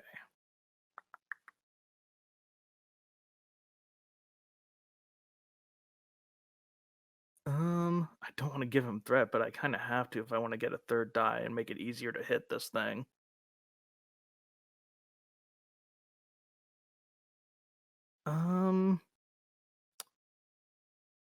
ELH, what do you think? Should I do 1 threat for 1 die, or give him 3 to get 2 more? I would say actually retract the fact that we're aiming for engines, because we just are trying to get momentum. So just fire normally. I'd give him 1 threat for a 3rd die. Okay. We'll just make that a general hit then, and then 1 for a 3rd die. All right. Yeah.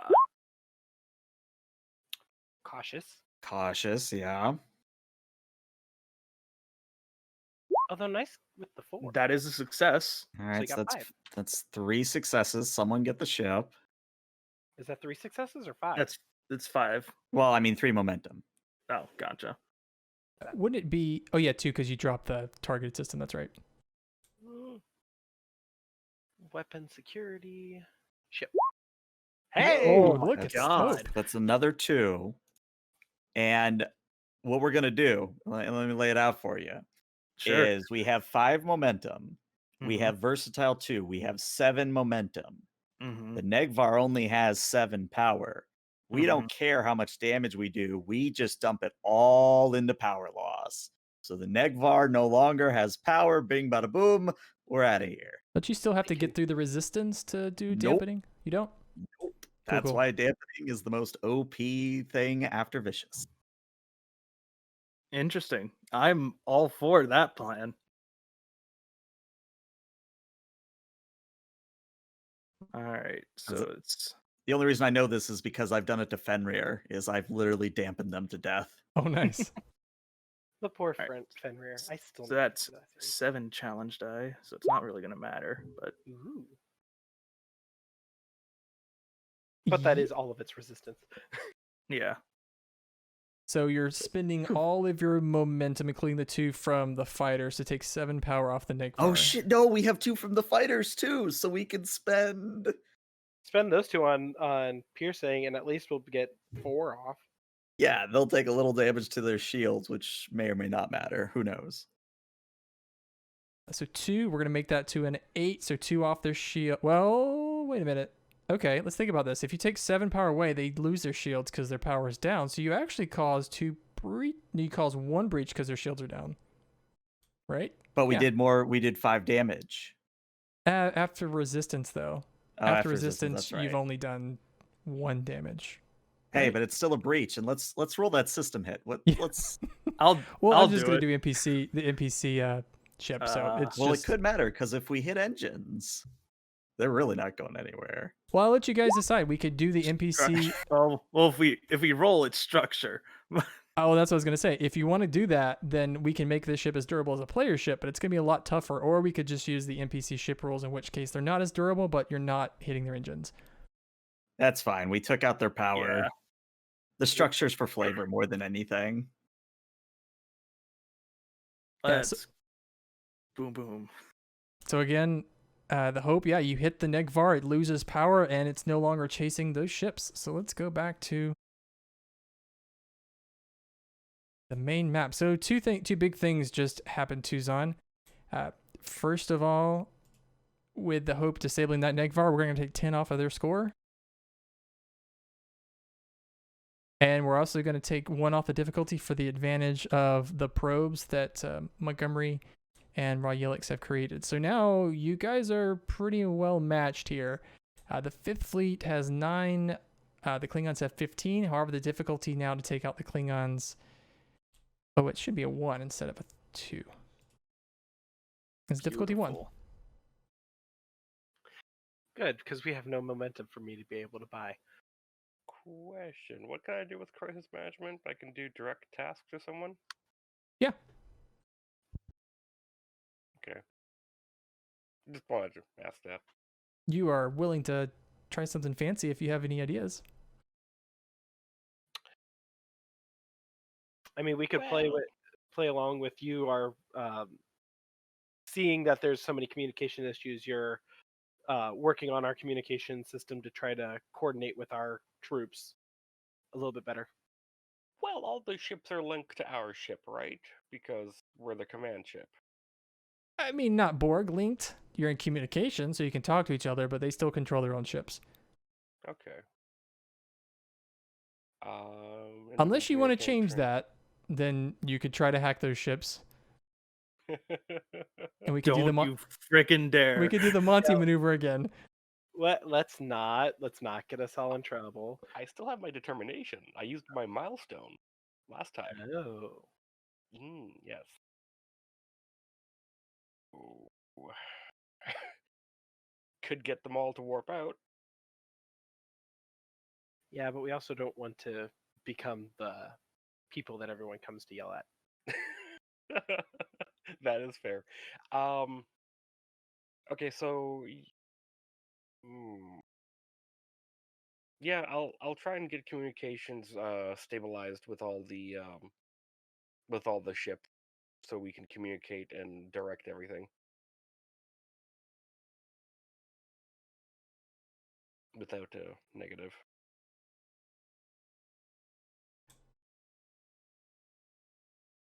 I'm thinking about how to spin this. Let's say Montgomery. Yeah. So linking, not taking over those ships, but breaking through the interference or working through all the problems that all of those ships have, and then communicating Tuzon's order clearly. So it's basically you using the speed that only Montgomery can do to do all of those tasks at once to communicate with like the 20 or so vessels on in your force. So let's make that a let's do an engineering daring probably. Okay. And I'm going to say the difficulty of that would be a 4, but I've got 3 threats, so I'm going to make that a 5. Okay. However, if you pull this off, what we'll do is on Tuzon's roll, when he rolls his damage will have the vicious 1 quality. Okay. I have an interesting flavor of this works. Yeah, so determination. Again, it's gonna be I understand machines better than people. Okay. So, and I will give you 2 threats for an extra dice. Okay. Really hear me struggling with that. Strategy, tactics. Actually, in this Or case, focus? no, I don't think so. I think Okay. this is more mechanics for Montgomery. Like he's breaking into systems, he's working the problem. Emergency repair. Yeah, I'll let that apply. Yeah. Yeah. It feels more like Okay. he's hacking systems and doing engineering stuff, not necessarily commanding. Okay. So, okay. Determination. Whew. Whew. I believe that is exactly the number you needed. So what he does is he opens up the communication panel in the CIC, pulls out a bunch of wiring, and immediately opens a panel on his arm and connects into the system, and he's using his own processing power to filter out any of the static. That's the flavor. Sounds fun. So Tuzon, when you roll your damage in this next roll, you'll have the Vicious 1 quality, which means all of your effects will count as an additional point. All right. And your difficulty is 1. And I believe you said we're doing command presence. Since we have no momentum, and I really want to succeed here, I'm going to give you a threat for a 3rd die. Well, I'm spending 3 threat for 2 extra dice for the Klingons, and I guess I'm getting 1 more threat back from you. Why would you get... Oh, yeah. I mean, I just give you the 1, but... Well, I just spent 3, yeah. Oh, wow. Oh. We got a momentum. 7? I think I got 7 successes there. We got a momentum because it was only a difficult 1, and I got 2. Okay. Oh god.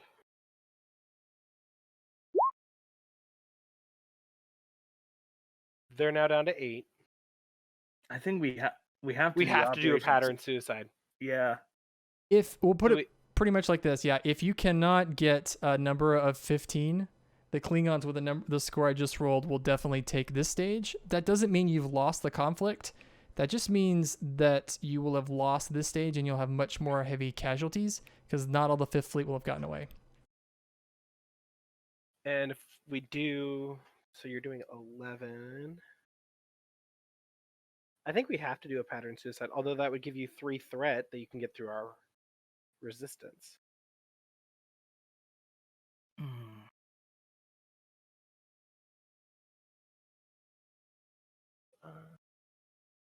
I'd say do it. Well, we could also do this no further, which I'm not too proud of to do casualties. But we also did get 2 effects, so the vicious comes into play. So we're at 9. Mm-hmm. So the damage I would be throwing if you guys wanted to take the hit would be 18 damage. Cool. Which would be 3 breaches. And Well- then we're stranded.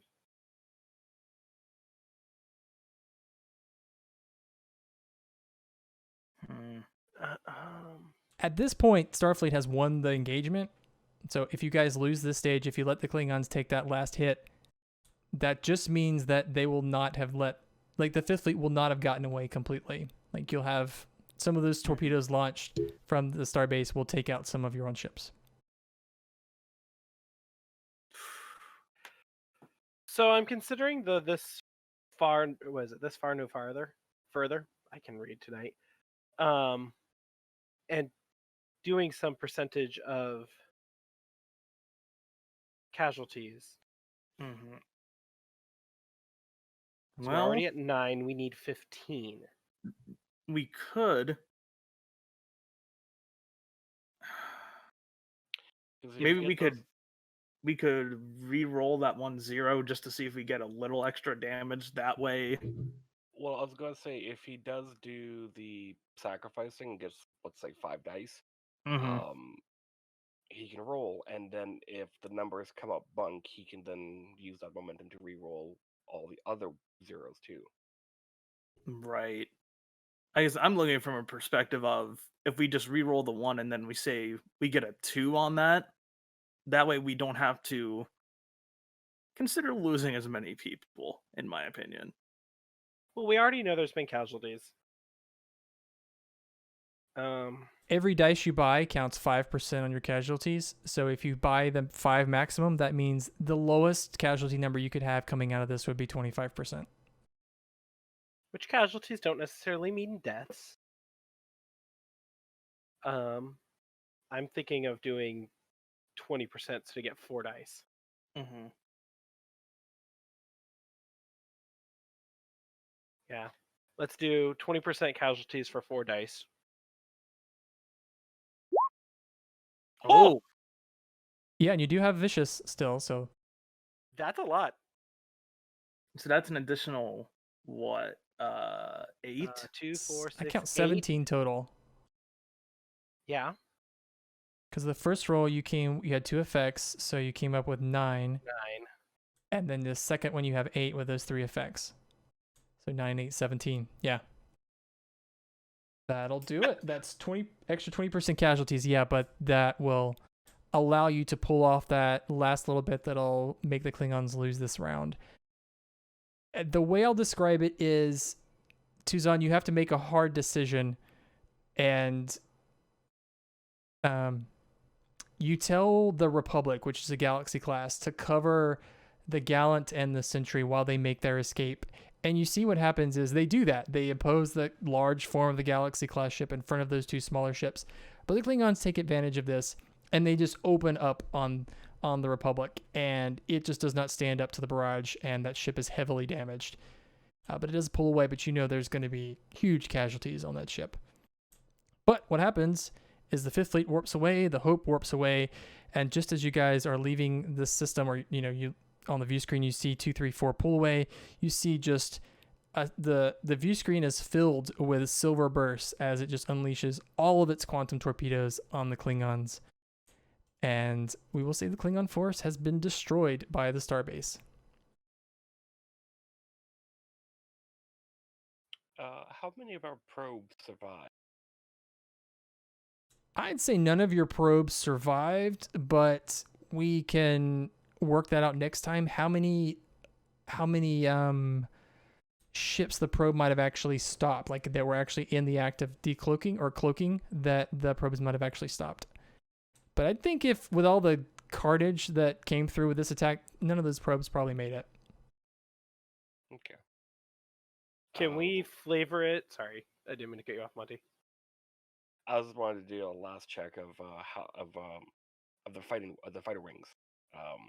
Are they all accounted for? Yeah, I think they're all accounted for. The Valors that pulled away, those of course were outside of the battle. The Valors and the Valkyrie, yeah, I don't think that they would have been left behind. They probably would have gone out with the rest of the ships. Because you guys succeeded, yeah, there's no reason to assume they would have been lost. Can we set up a rendezvous point outside the system so the Hope with its extensive medical base can start taking casualties? Sure, we can do that. Actually, let's figure out the casualties and let's see where we go there. So the way we're going to do this is I need you to do a command daring test for me, Tuzan, and the difficulty is 3. So the way that this works is the casualties are going to start off at 35%. This is before we add your 20% for that last cost, but they're going to start off at 35%, and you're going to take 5 away for each additional success you get past the 3, or we're going to add 5% for each number of success that you're missing in case you fail. And then I'll add 20% on top of that. So basically you want to roll high if you want a lower number here on these successes, but it's a command daring. Okay. I'm going to use our momentum for that, a third die. Because the more successes, the better? Yes. Might as well buy Dice with Threat too. For the B. Why? I just got 3 successes. Okay. So 3 successes means that you have 35% casualties base because you didn't go beyond 3. And now I'm adding the 20% onto that. So you have 55% casualties. But all the ships made it out. Right? I will say I'll need to calculate that later. Because I think I did actually calculate the number of people that you actually have to deal with. But I'll figure that out if it's lost ships versus people dead on the starbase. Because I did, like, your total of, like, resources was the starbase and the fleet and the Hope. So there's 55% of all those people, there's casualties that are wounded or dead for over half of that group. But we'll calculate all that later. And the last thing that we are going to do before we call it tonight is this guy. So we're going to roll the 3rd fleet and the 7th fleet to see how they're doing. And none of us have determination left. I still have 2 milestones left. Say save it, but this is going to be interesting. But he also only has 1 momentum, or 1 threat, so... Uh-huh. I'm rolling for the Delta group. I am rolling 7 challenge dice. Who's rolling for the 3rd? I'm rolling for the 7th. I don't think it's mathematically possible for the 3rd. Yeah, it's not possible.